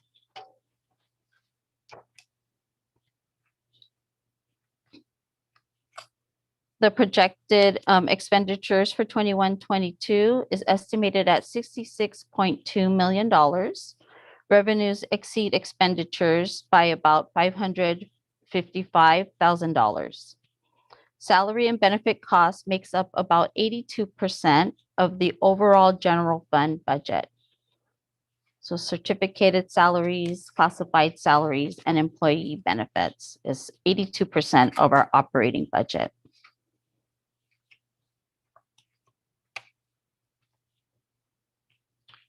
In this slide is our multi-year projection, which is over a period of 3 fiscal years, 21-22, 22-23, and 23-24. So we on this slide, we will begin with our first column, 21-22, which is the projected beginning balance of about 3.5 million, which is that first row. We add in our revenues of 66.77 million. We subtract our projected expenses of 66.2 million. And so we'll recognize a net increase in fund balance of about $555,000. So when you add the beginning balance with the net fund balance, it equals about $4 million. And that's the yellow row. So that's the projected ending fund balance for 21-22. And then we have our restricted reserve, and we have to set aside for our 88 overstatement repayment, which is about $1.5 million that's remaining to be repaid to the state. We will meet our reserve. The orange row is what we set aside for reserves, about 1.99 million, and the requirement is exactly the same amount. So we will recognize a positive budget for this fiscal year, for the upcoming fiscal year. And then 22-23, we go through the same calculations. So the yellow row is our projected ending fund balance. We will experience a deficit spending in 22-23 of about 1.17 million. And that's that number is right in the middle. That says net increase decrease in fund balance. So that will decrease our projected ending fund balance, which is the yellow row. Still need to set aside for our 88 overstatement repayment, which is just under $1 million. We will meet our reserve, so this will be a positive budget certification. The third year out of 23-24, we do the same calculation, but as you can see at the bottom right corner, it is in red, and that means that that third year out is a qualified budget because we are not meeting our reserve requirement, which is also about 1.9 million. Not built into this multi-year because we have not received further guidance is the allocation for ESSER number 3. And that's estimated at about 10.3 million. So once we receive further guidance and exactly when those allocations will fall throughout the next 3 years, because we have until the end of 2024, June 2024, to spend ESSER 3, it is most likely that this budget the third year out will turn positive. But this is what it looks like without ESSER number 3, which is one-time funding. And that's the American. The question I have is related to the May revise. Yes. Have you projected, does this reflect the 5% COLA that's being proposed by the governor? Yes. The next slide are the budget assumptions that come right off of the May revise. So we can move on to the next slide. So these are the factors that have been built into this 21-22 proposed budget. So you see the super COLA 21-22 of 5.07%, 22-23 2.48%, and 23-24 3.11%. So that's all built into the multi-year.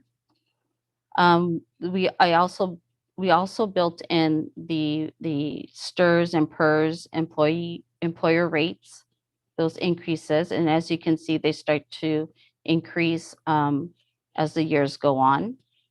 So this coming year is 16.92%, and then it starts to increase in 22-23 and 23-24.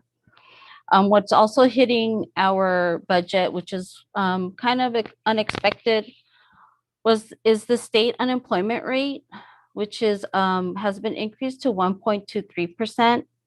Normally, it's about 0.05%, which is $18,000 to our district, and it has been increased to $450,000, and that's in 21-22.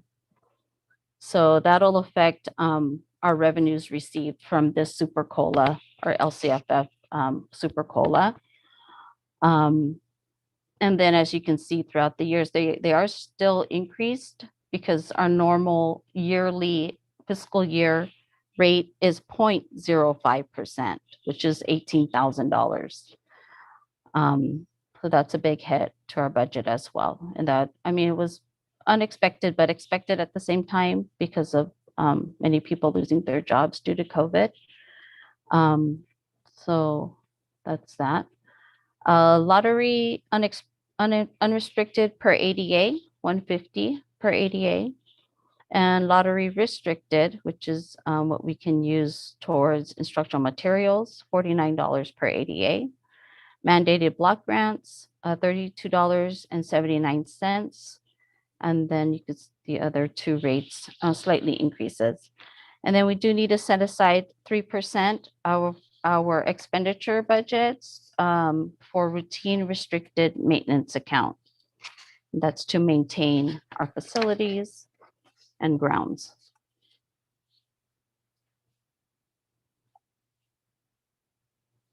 So this is another slide on the budget revenue assumptions, the Super COLA 5.07%, as mentioned earlier, and the lottery rates. We did build in a projected decline in enrollment of about 100 students. So we project our enrollment without SDC students of 4,004 students for next year. Special education costs has slightly increased to $8.9 million. So our state funding for special ed, we anticipate 2.5 million, and the general fund will contribute about 6.4 million. So the general fund contributes about 72% of state special ed costs.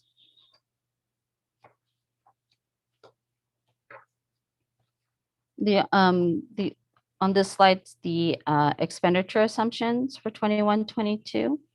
So the natural step-in column or step-in grade increase is about 2%, about $900,000 every year. So that's just a natural movement that employees move throughout the salary range. Our statutory benefits for certificated, 21.27%. Statutory benefits for classified, 32.02%. And then we have those employees without PERS, 11.32%. The row for the state unemployment insurance increase, that's highlighted there in red, and those are the dollar amounts and percentages, 0.05% to 1.23%, $18,000 to $450,000. So that has been built into the 21-22 budget already, and it's impacting our ending fund balance as well. We anticipate some increases in health and welfare, our OPEB pay-as-you-go amount for our retirees, $478,000. And we hope to open an OPEB trust account, just to open it. And when we have the ability to set aside for our OPEB liability, then we hope to do that in the future. And the OPEB is the other post-employment benefits, and those are the health and welfare benefits for the employee only when they retire up to the age of 65. Our substitute teacher daily rate, $143 per day or $800,000 per year. We anticipate 1.1 million in operating utility costs, which includes electric, gas, water, and sewer. And then our routine restricted maintenance, about 1.9 million. And then we have various indirect costs for different programs.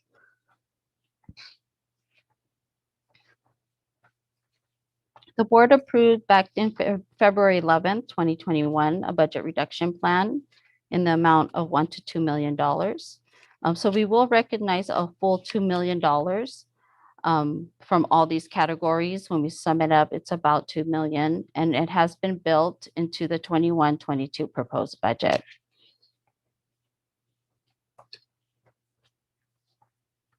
So Education Code 42127 requires districts to disclose their ending fund balance and reasons for fund balance in excess of the minimum reserve for economic uncertainties. So this is the ending fund balance of 3.4, and then the 3% requirement, which is about 1.99 million for reserves. And then whatever's in excess of the reserve amount, we must identify it, which is there in red. Remaining balance to substantiate need of about 1.5 million. And that'll go towards setting aside the funding to repay the 88 overstatements from 15-16 and 16-17. So after after 21-22, we will owe about 1.4, 1.5 million. The annual payment right now is about $712,000 for the 88 overstatement. When do we stop paying that? When does that get paid off? There are two repayment plans. The 15-16 was a 4-year repayment plan. So that the 15-16 will be paid off in 21-22. And then the 16-17 was an 8-year repayment plan. So after this year, we have 6 more years. So the 15-16 was a larger amount, about 400,000, 450,000. And then 16-17 was about 250,000. Thank you. You're welcome. On this slide shows our projected cash flow for 21-22. So when we open up the year, we will start with a negative cash balance. And that's because our reserve kind of affects our cash at the same time. So right now we will recognize about a $2 million reserve, but it's still not enough to cover our operating expenses, which is about 4.5 million. And then the principal apportionment schedule, how the state allocates our cash, it starts off with a small amount at the beginning of the year. So it's 5% of our funding that's supposed to be allocated to us in July. And then August is also 5%. And then the rest of the year is pretty much 9%. So this is what our cash looks like as of now. So we start off with a negative 2.4 million in July. And then, some revenue will come in about 5%. So it continues 2.6 in the negative, negative 2.7. In October is negative 3.5. And then in November, negative 3.9. So we will take to the board a temporary transfer of fund resolution so that we're able to cover the negative cash of about, I think we may need to borrow about $5 million, $4.5 to $5 million to cover the negatives. Borrow it from what source? It'll be our future property tax. So it'll be through a TTF. And the interest rate is usually about 2% of the amount we borrow. And normally we borrow, in prior years, we've been borrowing about 8 million. So, and it all depends on when our ESSER funding comes in too, since we don't know. I mean, a portion of it can come early in the year. We just don't, they haven't released any guidance. So with those possibly forthcoming ESSER funds, that can offset some of this potential borrowing, correct? Correct. So this borrowing, this potential borrowing that these numbers we're seeing are worst case scenario? Yes, definitely. Yes. Mm-hmm. I guess the question I have, Marilyn, it's not an if, we are going to get more than $10 million. Right. So, I mean, I appreciate what you're doing here, where you're showing us the worst case scenario, but it's not a matter of if, It's a matter of when we're Correct. gonna get the $10 million. Yes, that's That's correct. more than $10 million. So. Right. And will those ESSER funds indefinitely be allowed to be allocated for this? No, no, So, they, I mean, yeah, we may get it, but my concern is that, are we even going to be able to allocate it for reserve? in the language, it does Because not. ESSER funds Uh-huh. typically, and correct me if I'm wrong, I'm sorry, I don't mean to interrupt, but Mhm. ESSER funds typically are designated for relief funds and kind of more focused or specialized, not so much for reserve funds and running of day-to-day business, correct? Yeah, that's Like correct. we tend to pour it into the general fund, in other words, correct? Right. It is for learning loss. I do have a couple of slides in this presentation, and it gives the allowable uses for ESSER number 2 and ESSER 3, which pretty much mirror each other. So we can look at that as well.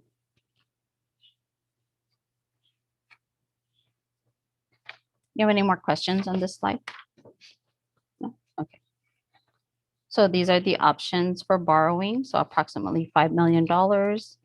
Interfund borrowing, it has been, our resolution did go to the board, so we will be allowed to interfund borrow. So the funds are funds within the existing different funds we have.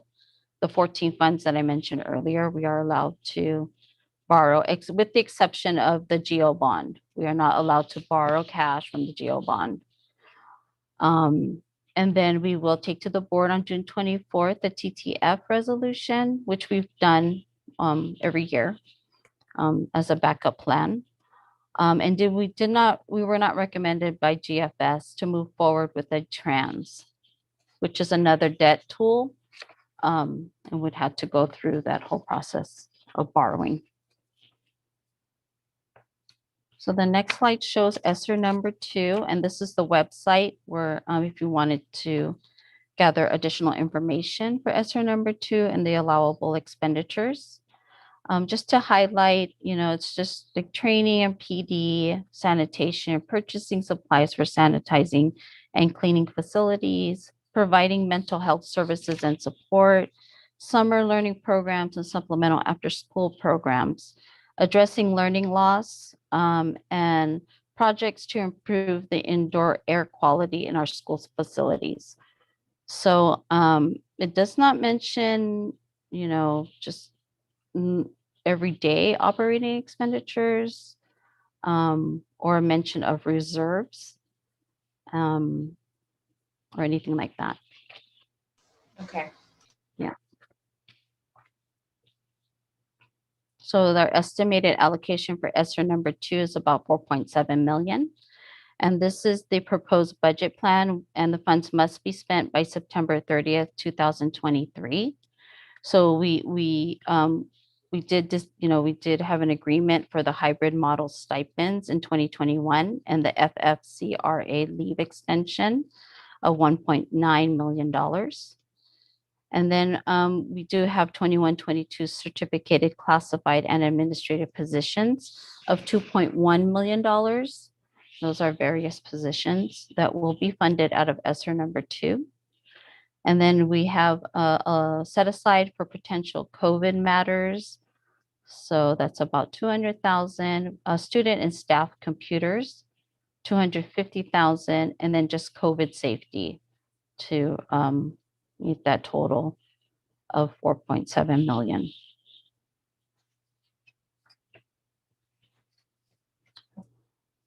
ESSER number 3, same allowable expenditures as ESSER number 2, just one additional allowable expenditure has to do with developing strategies and implementing public health protocols. So there's some language there, and it's about 10.5 million, must be spent by September 30th, 2024. So right off the bat, we must set aside 20%. It's a requirement for 21-22 learning loss mitigation. We do have a set aside for COVID special education programs of 2.5 million.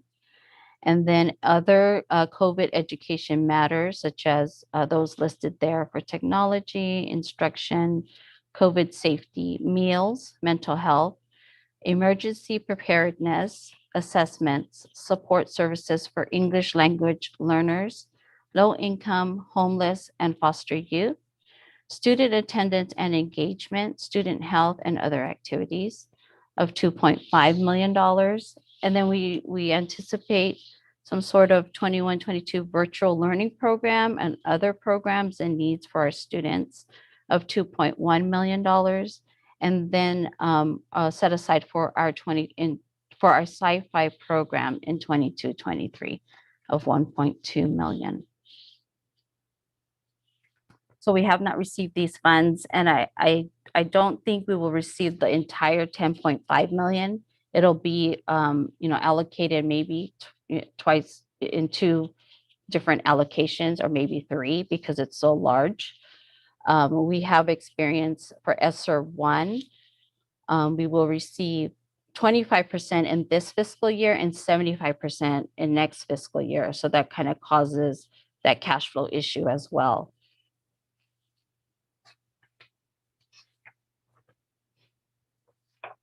This is the projected enrollment for 21-22, and I believe we brought this to the board in the past, and this just shows the decrease, possible projected decrease in enrollment of 100 students.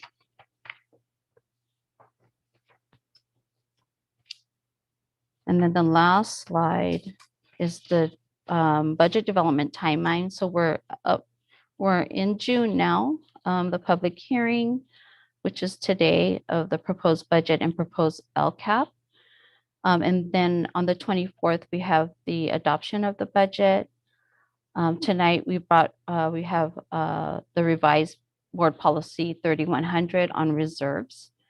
And then on the 24th, we will present the LCAP and DBAC board presentation. So that's our committee update presentation. And then in July, we'll have the 21-22 adopted budget and LCAP submitted to the San Diego County Office of Education.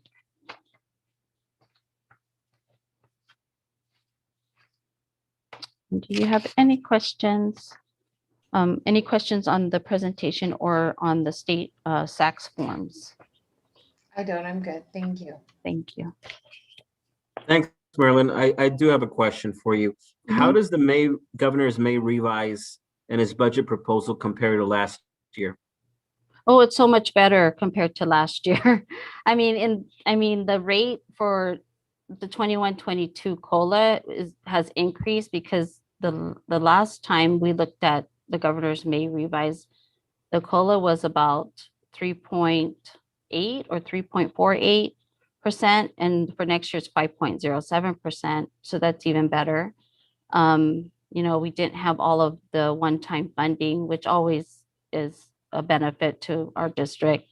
Any type of funding, even though it's one time, we'll take it. But just the COLAs just alone are much better than what was proposed before. Thanks, Marilyn. You're welcome. Do we have any other questions for Marilyn?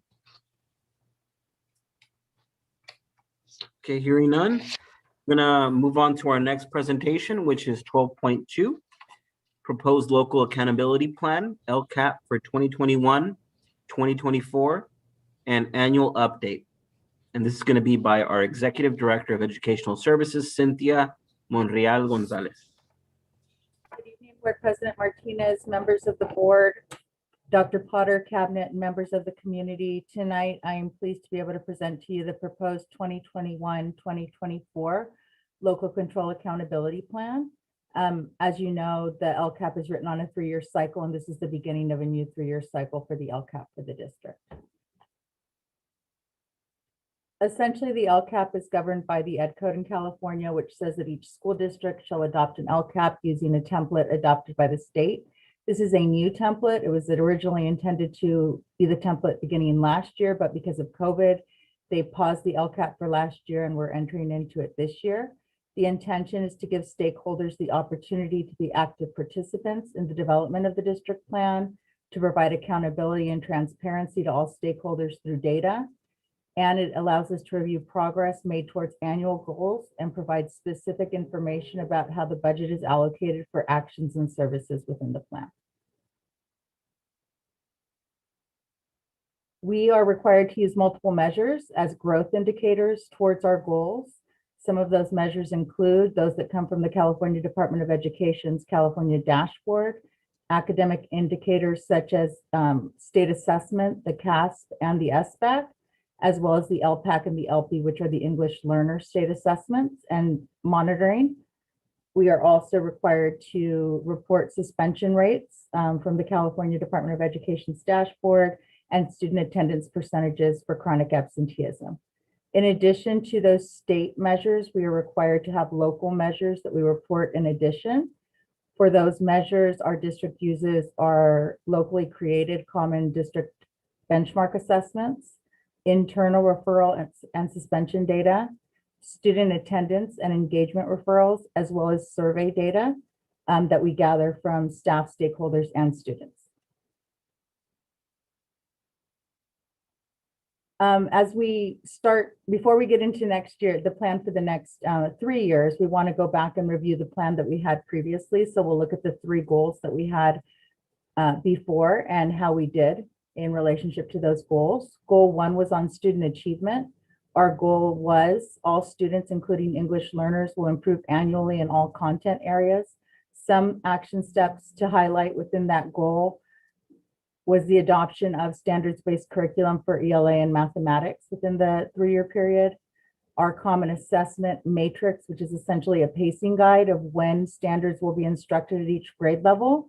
Our instructional design, which is how instruction is delivered in our classrooms, learning walks to monitor those things and be able to see how students are learning in classrooms, data reflection, and planning time.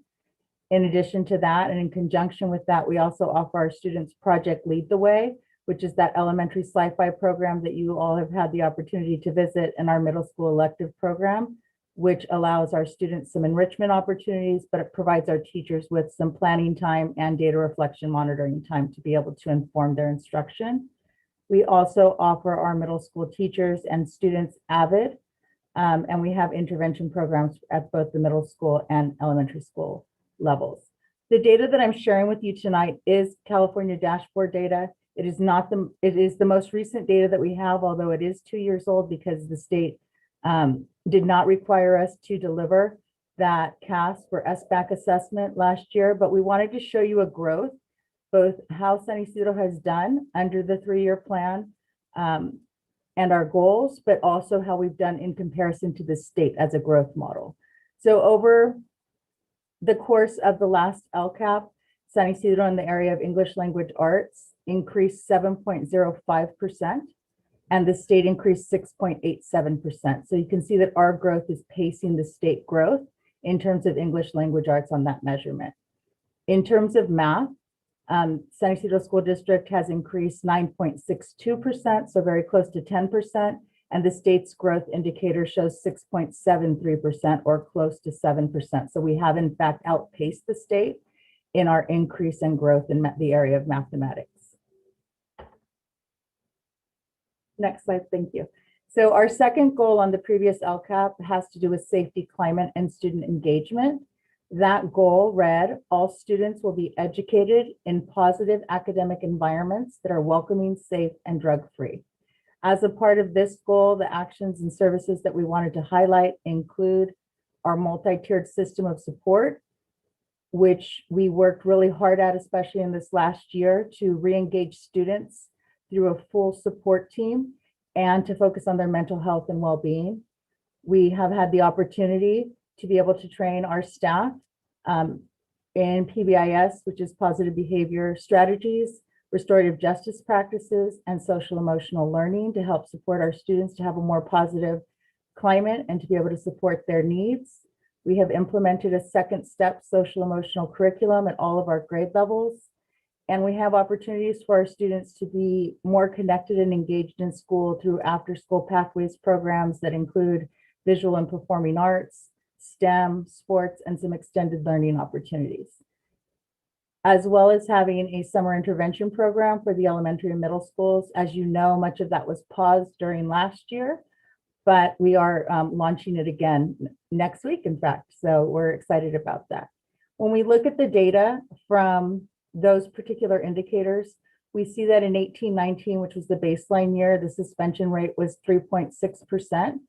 And for 2019-20, which is the most recent state data, we dropped to 2.5%. And for this particular indicator, that's a good sign. We want to go down with this indicator and up with the other indicators. So we were able to reduce the suspension rate by 1.1%.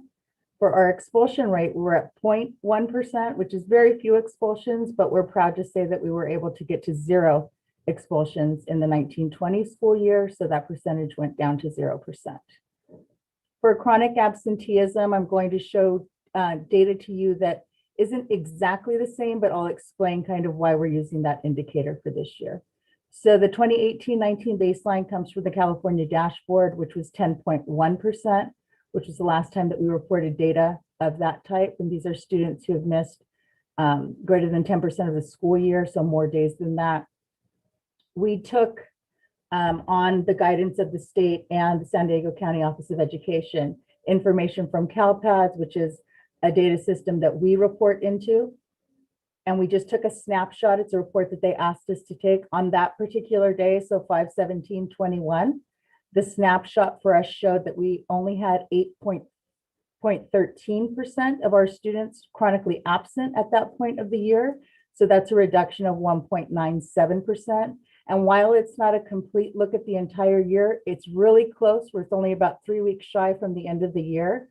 So we're hopeful that, that indicates a drop, at least in chronic absenteeism. And we're hoping that we'll continue to be able to show that drop as we continue into next year. And then the last indicator I wanted to share has to do with the work that Mr. Acevedo and his team does. We are annually inspected. He annually inspects every school site along with the principals for a facility inspection tool, commonly known as the FIT report, as part of the Williams visit, which typically happens at Willow School. The county comes out to monitor that school.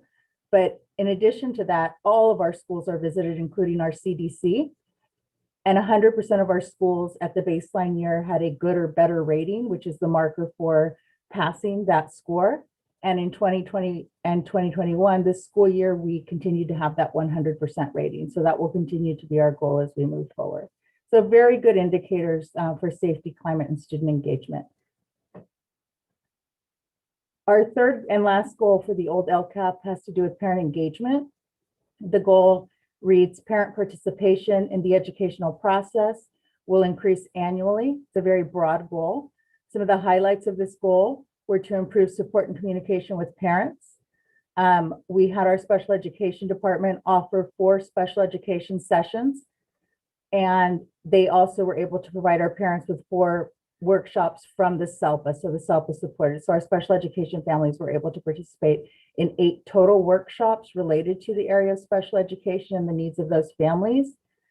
And our goal for the parent workshops that we offer here at the district was to increase our workshops, and it was just written very broadly like that. And even though we ended the last school year in March, as of March of the last school year, we had increased our total number of workshops offered here at the district office by 9 for a total of 55 learning opportunities for families here at the district.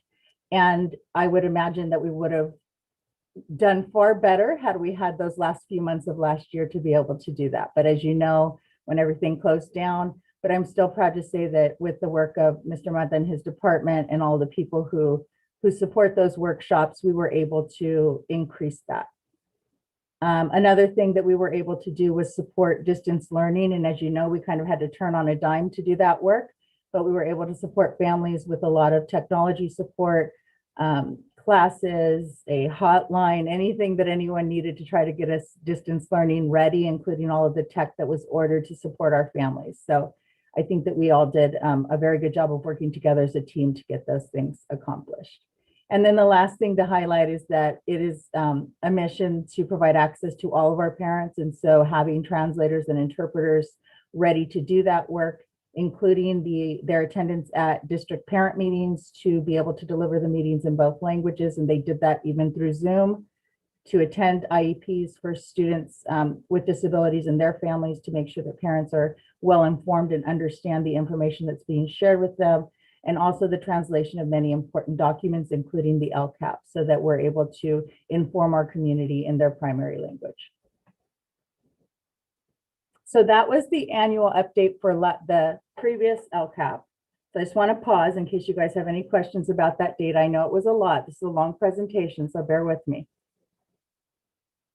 Okay, hearing nothing, I'm going to go on. So here's how we gather feedback from stakeholders in order to inform the following LCAP. Of course, we look at all that data, and that's always step one. How do we look at the data and where are the needs of the district? But in addition to that, as I referenced in the beginning, the intention of the LCAP is to build a plan, gathering stakeholder feedback, and to include those voices in the work that we do. So we do that through offering surveys to the community. We also have parent and community forums at every single school site in order for parents to be able to hear a presentation and us be able to ask them open-ended questions about what they think is important to see in this plan for their children. We have the District Parent Advisory Committee, which was able to review a draft of the LPAC plan that I'm proposing tonight in this meeting, as well as DLAC, which is the District English Language Acquisition Committee. And those two groups were able to provide written feedback to me, and we were able to use that feedback as a district team to inform the writing of the LCAP. We also offered the same opportunity to our administrators and presented information and asked questions about what they thought was necessary in terms of the data and moving forward. And principals met with their staff, and our middle school principals met with groups of their students in order to gather further data so that all of our stakeholders were well informed and able to voice their needs and what they thought we needed. And then lastly, we did meet with both of the bargaining units to make sure that they had an awareness of the proposed plan and were able to provide feedback for the plan moving forward. So here are the top themes that emerged from those stakeholder sessions. Stakeholders wanted for us to continue the level of communication that we have been using during this last year with families. They want for us to provide extracurricular activities such as pathways for their students, including VAPA, sports, and STEAM activities. They want to make sure that we implement support for students who are struggling, and for those interventions to be implemented both during the school day and after school. Many of our stakeholders particularly noted the need for English language proficiency and mathematics in those interventions. There was also a high note on social, emotional, and mental health support, which we know has always been a concern, but especially now is a larger concern for all of us and for our community. And there was also a big note on making sure that we continue with the technology implementation. Now that we've made all of this progress towards technology, to continue with those educational platforms and to continue with those opportunities for professional learning, both for our staff, students, and our community and our families.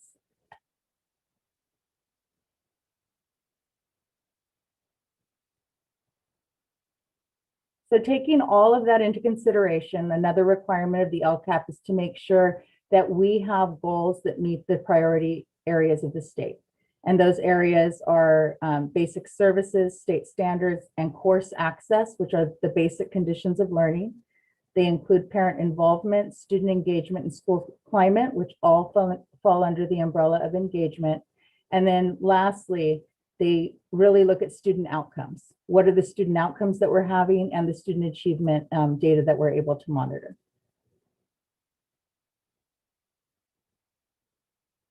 So for the 2021-2024 LCAP cycle, it was important for us to make sure that we continue to be aligned to the mission of the district. And so the mission of the district, as you all know, is to provide a quality education opportunity for all students to succeed. And so in drafting this plan that we're proposing tonight, it is our commitment to provide each of our students a supportive learning environment so that all of our students can be successful. We have aligned those 8 state priorities to 5 goals. So that's an increase. In years past, we've only had 3 goals. We're proposing 5 goals for our plan for tonight. 1 will fall under student achievement. One will fall under English language proficiency. The third will be under safety, climate, and student engagement. The fourth will be social, emotional support and well-being. And the fifth will be parent engagement.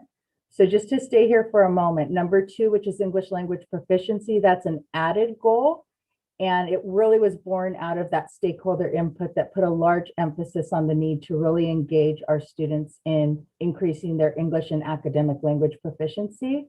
And then number 4 is the additional added goal for social emotional support and well-being, which again was something that was highlighted a lot with the stakeholder feedback of the need to really make sure that we're supporting our students after this time that we've all had, and making sure that we focus on the fact that that social emotional well-being is very important, so that then the academic achievement can also occur after that, so that we're really focusing on those needs that students have.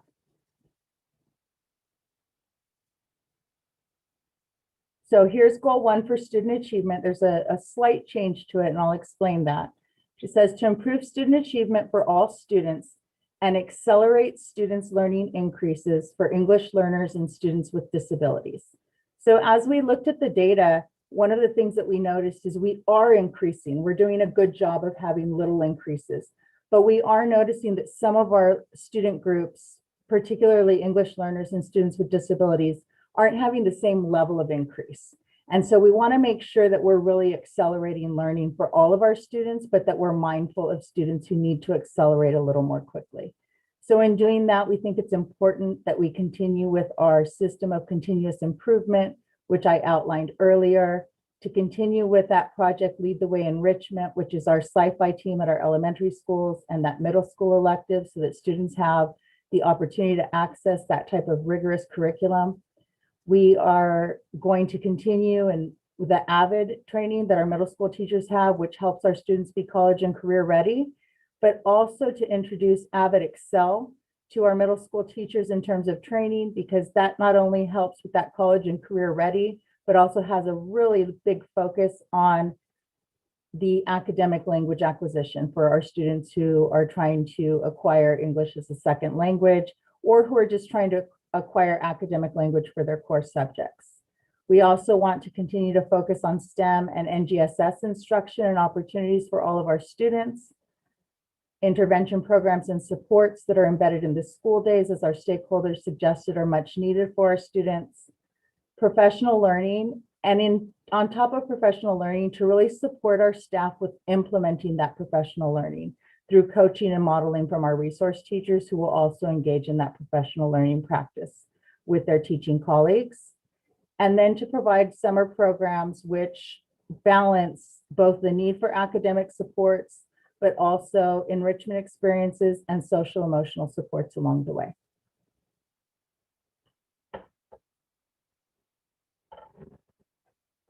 Goal 2, which is a new goal, is on English language proficiency, and the goal reads to improve English language and academic language proficiency outcomes for all students, including English learners, so that English learners demonstrate annual expected progress and reclassify in 5 years or less.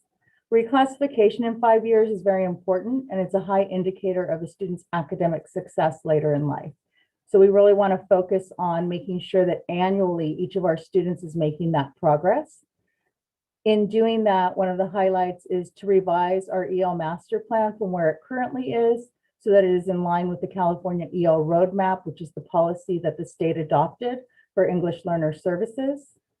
We want to include in that alignment professional learning and implementation support for staff around the California EL roadmap, around guided reading, which is just leveled reading instruction for our students, and through GLAD, which is another item that's on the agenda tonight for guided language acquisition design, which are language acquisition supports that teachers can implement into their instruction. And then again, to continue to look at the data through those data monitoring sessions to help students progress to goals, and also to help improve instructional practices as teachers are able to identify instructional practice that potentially one of their colleagues has that they would like to adopt in their classroom in these professional learning opportunities to engage together.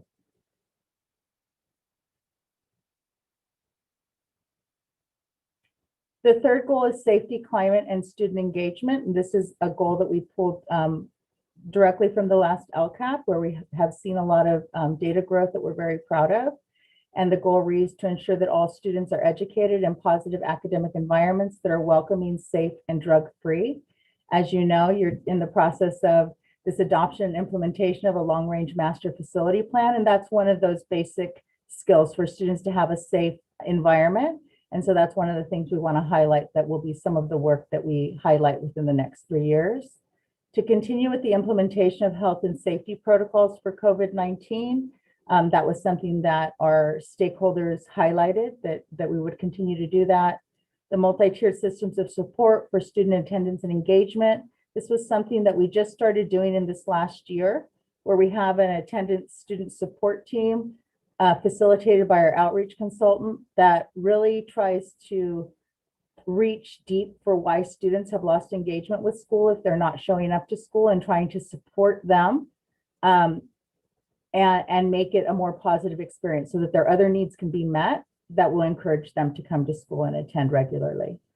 Professional development for positive behavior intervention supports, also known as PBIS, and restorative practices for staff. So it's our intention to continue to do that work with our staff. And then to restart those after-school pathways programs for VAPA, for STEM, for sports and extended learning. And then also to restart those summer programs to provide that social emotional enrichment and academic bridge for all of our students. Okay, goal 4, this is a new goal as well. It's focused on social emotional support and well-being. The goal reads, all students will obtain the necessary social emotional skills to build resilience and thrive in an equitable educational environment, their community, and beyond. We are in the process of looking at a universal screener, and a universal screener is basically a survey that will help indicate for us if there are students who need some additional supports that we could refer them to. We also just finished the completion of, under Dr. Farkas's leadership, the California Healthy Kids Survey, which is a survey that asks students questions that have to do with their connectedness to school and how they feel about school and how much time they spend studying and how many days they're absent. And it's just a good indicator for us about how connected kids feel to school. And these are some of the metrics that we'll use to measure if all the work that we're doing to support them social, emotionally, and their well-being is really moving us in the right direction. We'll continue with the implementation of that social emotional curriculum in all grade levels. We would continue with professional learning for social emotional well-being, trauma-informed practices, and restorative practices, supported by our district mental health team and partnerships. We would continue with the multi-tiered system of support for social emotional well-being, which we also implemented during this last school year. We are proposing the hiring, and we did that through the ELO grant last board meeting, of 3 temporary social workers to provide support to our teachers to implement that tier 1 social emotional curriculum through coaching and modeling in their classrooms, but also to be on site and available for students who have deeper needs, maybe a small counseling group or one-to-one needs at a particular time. And then also to support with wraparound services, which we currently do through our coordinator of full community services, in order to be able to set families and students up with organizations within the community that can support the needs that they have. And then our last goal is parent engagement. And the goal reads, increase parent engagement, involvement, and satisfaction with the educational process annually. The highlights of this goal would be to continue the parent center at the district office and actually relaunch it again. Everything kind of had to shut down a little bit this year, but we're ready to open everything back up as soon as it's safe to do so. Continue with the opportunities for parents to serve on school and district committees, ensure parent access to information. And then we also want to focus in creating learning opportunities for parents. So I highlighted the fact that our special education department does a very good job of having specific learning opportunities for the students that they serve and their families. And we also want to look at doing that with our other student populations. So for our families who have English learners or military or migrant, make sure that we're offering that same type of focused support and workshops to all of our families. So It's just noted here as general topics, which we already do a really good job of with Pique, Senora Villarreal and her trainings and those things, but also some of those special interest topics to really make sure that our families who have different and more specific needs, that we're able to support them with professional learning that's specific to their needs. So that was goal 5, and I know I've talked a lot. And then I just have, if you guys have any questions or comments for me. None for me. Thank you for such a comprehensive plan. Thank you. Thank you, Ms. Monreal Gonzalez. Do we have any questions from the board? Can you guys hear me okay? Yes, thank you. Okay. And I just wanted to comment that I'm glad that we're going to relaunch the parent centers, because one of the goals that we have going into the new year is an even higher level of communication with parents and community members. So I think the parent centers, even when we first launched it, I think that there was still, I don't think it was being leveraged to the fullest that it could have been. So I'm looking forward to collaborating and maybe being part of the discussion of how we can really make that parent center a truly functioning day-to-day parent center that's kind of open to the parents of the community and the grandparents especially. Great, thank you. Great. Any other comments from the board? Mr. Lopez, Mr. Gormilan, Mrs. Lopez? Not for me. Okay, hearing none. Great presentation, Mrs. Gonzalez. Great job. No, I'm also very impressed with the parent engagement aspect because, like I said before, the amount of resources that are going to be available for our parents should be, they should know about it, particularly when it comes to even like unemployment, comprehensive primary healthcare access, just different resources that I think, given COVID, that we can provide, or we can collaborate with a nonprofit that provides those resources. Great, thank you. Perfect. Well, thank you so much.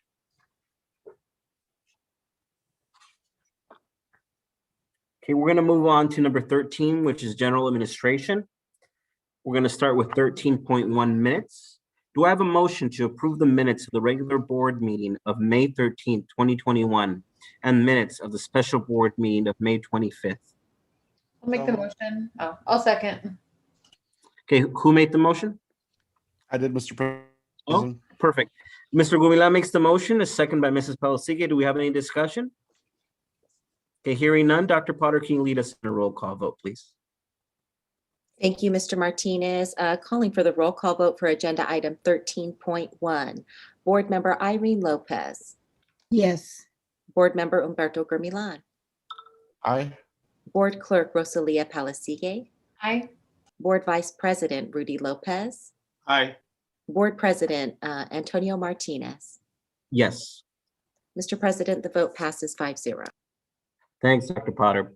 We're going to move on to 13.2, which is open public hearing for proposed local control accountability plan, LCAP, for the 2021-2022 school fiscal year. Do I have a motion to open the public hearing?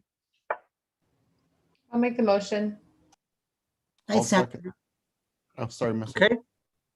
So we have a motion by Mrs. Pelosigue, a second by Mrs. Lopez. Any discussion? Okay, hearing none. Dr. Potter, can you lead us in a roll call vote, please? Thank you, Mr. President. Calling for the roll call vote for agenda item 13.2. Board Member Irene Lopez. Yes. Board Member Humberto Germilan. Aye. Board Clerk Rosalia Palasigue. Yes. Board Vice President Rudy Lopez. Aye. And Board President Antonio Martinez. Yes. Mr. President, the vote passes 5-0. Thanks, Dr. Potter. So on that note, our public hearing for LCAP is now open. Do we have any public comment? We do not have any public comment at this time. Thank you, Mr. Mata. Do we have any further discussion from the board related to the LCAP? No. Okay, hearing none, I'd like us to move to 13.3, which is to close public hearing for the proposed LCAP for the next fiscal year. Do I have a motion to close the public hearing? I make the motion. I'll second. Motion by Mrs. Lopez, second by Mrs. Pelisigue. Any discussion? Hearing none, Dr. Potter, can you lead us in a roll call vote, please? Thank you, Mr. President. Calling for the roll call vote for agenda item 13.3, Board Member Irene Lopez, Yes. Board Member Humberto Gurmilan, Aye. Board Clerk Rosalia Pelisigue, Yes. Board Vice President Rudy Lopez, Aye. and Board President Antonio Martinez. Yes. Mr. President, the vote passes 5-0. Thanks, Dr. Potter. And on that note, the public hearing is closed for LCAP. We're going to move on to 13.4, which is to open public hearing for verification of closure of early childhood programs on a local education agency campus. Do I have a motion to open that public hearing? I make the motion. I'll second. Great. Motion by Mrs. Lopez, a second by Mrs. Pelisigue. Do we have any discussion? Hearing none, Dr. Potter, can you lead us in a roll call vote, please? Thank you, Mr. President. Calling for the roll call vote for agenda item 13.4. Board Member Irene Lopez, Yes. Board Member Humberto Gurmilan, Aye. Board Clerk Rosalia Pelisigue, Yes. Board Vice President Rudy Lopez, Aye. and Board President Antonio Martinez. Yes. Mr. President, the vote passes 5-0. Thanks, Dr. Potter. And on that note, our public hearing is now open. Do we have any public comment? We do not have any public comments, Mr. President. Thank you, Mr. Mata. Do we have any further comment from the board? Okay, hearing none. We're going to move on to 13.5, which is to close public hearing. Do I have a motion to close the public hearing? I'll make the motion. I'll second. Okay, motion by Mrs. Lopez, second by Mr. Gurmilan. Do we have any other discussion? Hearing none, Dr. Potter, can you lead us in a roll call vote, please? Thank you, Mr. President. Calling for the roll call vote for agenda item 13.5. Board Member Irene Lopez, Yes. Board Member Humberto Gurmilan, Aye. Board Clerk Rosalia Pelisigue, Yes. Board Vice President Rudy Lopez, Aye. and Board President Antonio Martinez. Yes. Mr. President, the vote passes 5-0. Thank you, Dr. Potter. And the public comment, public hearing is now closed. 13.6, verification of closure of early childhood programs on a local education agency campus. Do I have a motion to approve the action item? Make the motion. We have a second? I'll second that. Okay. Motion by Mrs. Lopez, second by Mr. Gurmilan. Any discussion? None for me.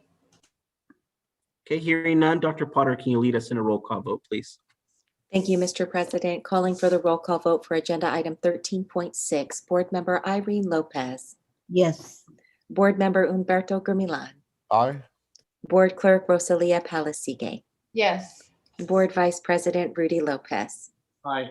and Board President Antonio Martinez. Yes. Mr. President, the vote passes 5-0. Thank you, Dr. Potter.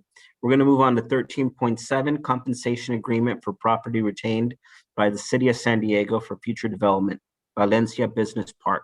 Do I have a motion to approve the agreement? I'll second. Okay, motion by Mr. Lopez, second by Mr. Gurmilan. Do we have any discussion?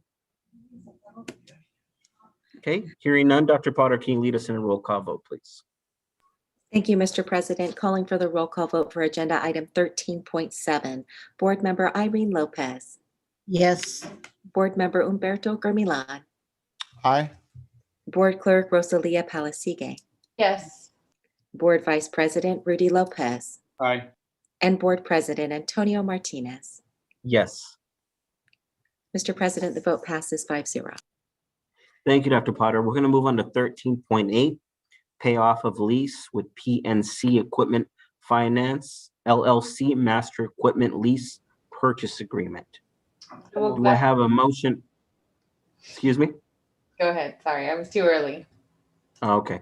Do I have a motion to approve the action item? I will gladly make the motion to pay that off. Great. Do we have a second? I'm getting jealous. I want to make that motion. I know you did. That's why I jumped the gun. Good. Who seconded that? Me. Okay, so a motion by Mrs. Pelosigue, a second by Mrs. Lopez. Do we have any discussion? Hearing none, Dr. Potter, can you lead us in a roll call vote, please?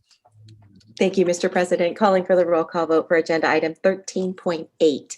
Board Member Irene Lopez. Yes. Board Member Humberto Germilan. Aye. Board Clerk Rosalia Palasigue. Yes. Board Vice President Rudy Lopez. Aye. And Board President Antonio Martinez. Yes. The vote passes 5-0. Thank you, Dr. Potter. We're going to move on to 13.9, resolution number 2021-0034, and contract with California State Department of Education for the 2021-2022 California State Preschool Program. Do I have a motion to approve the action item? I make the motion. Okay. So move. I'll second. I'm sorry. I'll second. Okay, a motion by Mrs. Lopez, a second by Mr. Gulmilan. Do we have any discussion? Okay, hearing none. Dr. Potter, can you lead us in a roll call vote, please? Thank you, Mr. President. Calling for the roll call vote for agenda item 13.9. Board Member Irene Lopez. Yes. Board Member Humberto Germilan. Aye. Board Clerk Rosalia Palasigue. Yes. Board Vice President Rudy Lopez. Aye. And Board President Antonio Martinez. Yes. Mr. President, the vote passes 5-0. Okay, we're going to move on to 13.10, which is the Fourth Amendment to Employment Agreement with the Superintendent. Now, for this one, I'm going to also, because it deals with Dr. Potter's contract, I'm going to be also doing the roll call vote for approval. But do I have a motion to approve the Fourth Amendment to the Superintendent Employment Agreement? So move. Okay. Second. Motion by Mr. Gurmilan, a second by Mrs. Palasigue. I'm actually going to call Joey to, so if we have any questions, he's available for us. Yeah, and Do we just have for any clarification, this is an amendment. Thank you, President Martinez. It's the amendment is to, the only modification is to extend the agreement, the end date of the agreement from June 30th, 2024 to June 30th, 2025. And I know we can't legally extend it until 2050, right, Joey? Just to 4 years at a time. Okay, yeah, I know that. But I'll we just can. play. We'll do it one step at a time. But I think ultimately, this is an absolute pleasure, Dr. Potter. I think all of us would agree on that. Thank you. And on that note, I'm gonna do the roll. Say really Oh, say it again. publicly. I know that we've had shared some private comments, but I would just like to say publicly how much I appreciate Dr. Potter and the reviving that has taken place here at SYSD. So once again, I thank you for your professionalism, your courtesy, your candor always, and always putting kids first above everything. Because one day they're going to be the ones doing what we're doing. So we need to move them along as strongly as possible. So I really, really appreciate you and the team that you put together, and our cabinet team as well. Linda, Cynthia, Dr. Farkas, Monica Miguel. I mean, I hate naming names because I always forget someone and I don't want to hurt anyone's feelings, but I know that you're as strong as the wheels on the train. So I appreciate all of you very, very much. And thank you for staying with us another 4 years. Great. Do we have any further comment? Okay, hearing none. Now I will do the roll call vote. So done this my first time. So, okay, we're going to start with Mrs. Lopez. Yes. Okay, Mr. Lopez. Aye. Mr. Gurmilan. An emphatic yes. Okay, Mrs. Palasigue. An emphatic yes. Okay, and then Mr. Martinez, that's myself, an absolute yes. So it passes 5-0.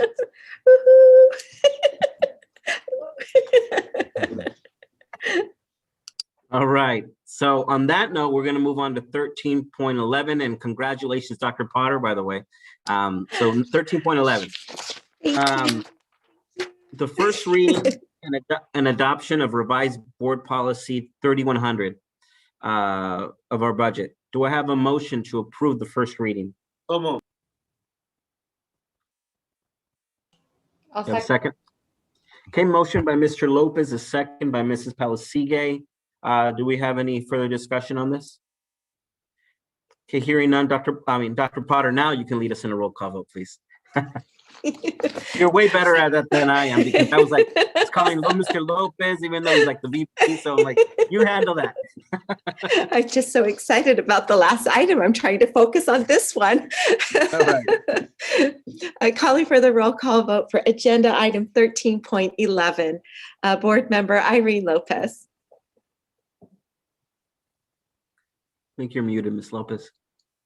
Yeah. Yes. Thank you. Board member Humberto Germilan. Aye. Thank you. Board clerk Rosalia Palisige. Yes. Thank you. Board vice president Rudy Lopez. Aye. Thank you. And board president Antonio Martinez. Yes. Thank you. The vote passes 5-0. Perfect. We're going to move on to 13.12, which is to open public hearing for proposed budget for fiscal year 2021-2022. Do I have a motion to open public hearing? Make the motion. I'll second that. Motion by Mrs. Lopez, a second by Mr. Gurmilan. Do we have any further discussion? Hearing none, Dr. Potter, can you lead us in a roll call vote, please? Thank you, Mr. President. Calling for the roll call vote for agenda item 13.12. Board member Irene Lopez. Yes. Board member Humberto Germilan. Aye. Board clerk Rosalia Palisige. Yes. Board vice president Rudy Lopez. Aye. Board president Antonio Martinez. Yes. Mr. President, the vote passes 5-0. Thanks, Dr. Potter. And on that note, we are open. Our public hearing is open for our proposed budget. Do we have any public comment, Mr. Mata? Mr. President, we do not have any public comments. Perfect. Do we have any further comments from the board? Hearing none, I'm going to move us to 13.13, which is to close public hearing. Do I have a motion to close the public hearing? I'll make the motion. I'll second. I'll move. Okay, motion by Mr. Gurmilan, a second by Mrs. Palisige. Any other discussion? Hearing none, Dr. Potter, can you lead us in a roll call vote, please? Thank you, Mr. Martinez. Calling for the roll call vote for agenda item 13.13. Board member Irene Lopez. Yes. Thank you. Board member Humberto Germilan. Aye. Board clerk Rosalia Palisige. Yes. Board vice president Rudy Lopez. Aye. And board president Antonio Martinez. Yes. The vote passes 5-0, Mr. President. Thanks, Dr. Potter. And our public hearing is now closed. Now, we've tabled or pooled 13.14, so we're going to move on to 14, which is consent calendar. All items appearing are adopted by one single motion. There will be no discussion of these items prior to consideration of the motion, unless a board member or the superintendent requests that any such item be removed from the consent calendar and voted on separately. Do I have a motion to approve the consent calendar? Make the motion. I'll second. A motion by Mrs. Lopez, a second by Mrs. Palisige. Do we have any discussion or pools? Okay, hearing none. Dr. Potter, can you lead us in a roll call vote, please? Thank you, Mr. President. Calling for the roll call vote for agenda item number 14. Board member Irene Lopez. Yes. Board member Humberto Germilan. Aye. Board clerk Rosalia Palisige. Yes. Board vice president Rudy Lopez. Aye. And board president Antonio Martinez. Yes. Mr. President, the vote passes 5-0. Thank you, Dr. Potter. Now, we're going to have to go back to closed session. So I'd like to entertain a motion for us to recess to closed session at 8:28 p.m. I'll make the motion. I'll second. Okay, motion by Mr. Gurmilan, a second by Mrs. Palisige. Any discussion? Hearing none, Dr. Potter, can you lead us in a roll call vote to recess to closed session? Back to closed session. Thank you, Mr. President. Calling for the roll call vote, beginning with board member Irene Lopez. Yes. Board Member Humberto Gurmilan, Aye. Board Clerk Rosalia Palasigue, Yes. Board Vice President Rudy Lopez, Aye. and Board President Antonio Martinez. Yes. Mr. President, the vote passes 5-0. Perfect. We're going to recess the closed session at 8:28 p.m. and we'll be back. See everyone there.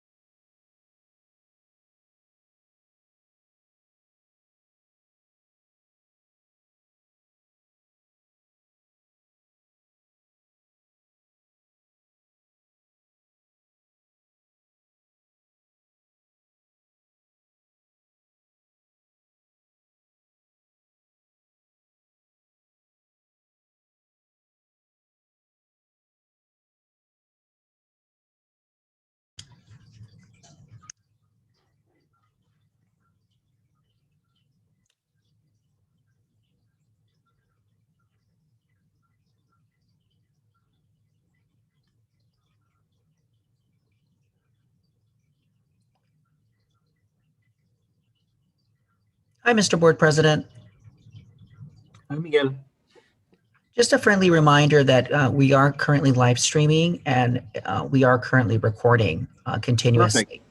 I'm just waiting for Irene. I think that's the only one we're missing to come back Perfect. from Thank you, closed Mr. session. President.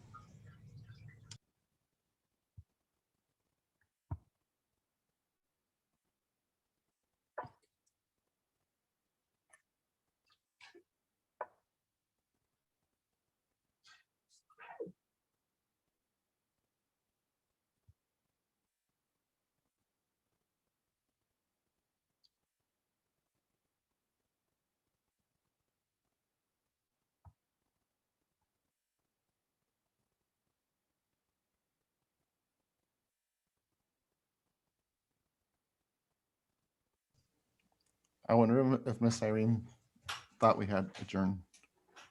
Maybe somebody could call her. She said good night. Uh-oh. It's fine. You've got a quorum to close. Okay. Yeah. Okay, so I want us to reconvene from closed session at 9:24 p.m. And there's nothing to report out. The board did not take any action. And on that note, I'd like to entertain a motion to adjourn at 9:24 p.m. So moved. One second. Oh. Motion by Mr. Gumilan, seconded by Mrs. Pelsigue. Dr. Potter, can you lead us in a roll call vote, please? Thank you, Mr. President. Calling for a roll call vote to adjourn the meeting at 9:24, beginning with Board Member Humberto Gumilan. Aye. Thank you. Board Clerk Rosalia Pelsigue. Yes. Thank you. And Board Vice President Rudy Lopez. Aye. Thank you. And Board President, Mr. Antonio Martinez. Yes. Thank you. We have a vote of 4-0. There is one board member missing, Miss Irene Lopez. However, the quorum is here and we have a 4-0 passing vote to adjourn the meeting, Mr. President. And just to clarify for the minutes that Ms. Lopez was there for the entire closed session for its entirety. So just to clarify. And on that note, we are adjourned then at 9:24 p.m.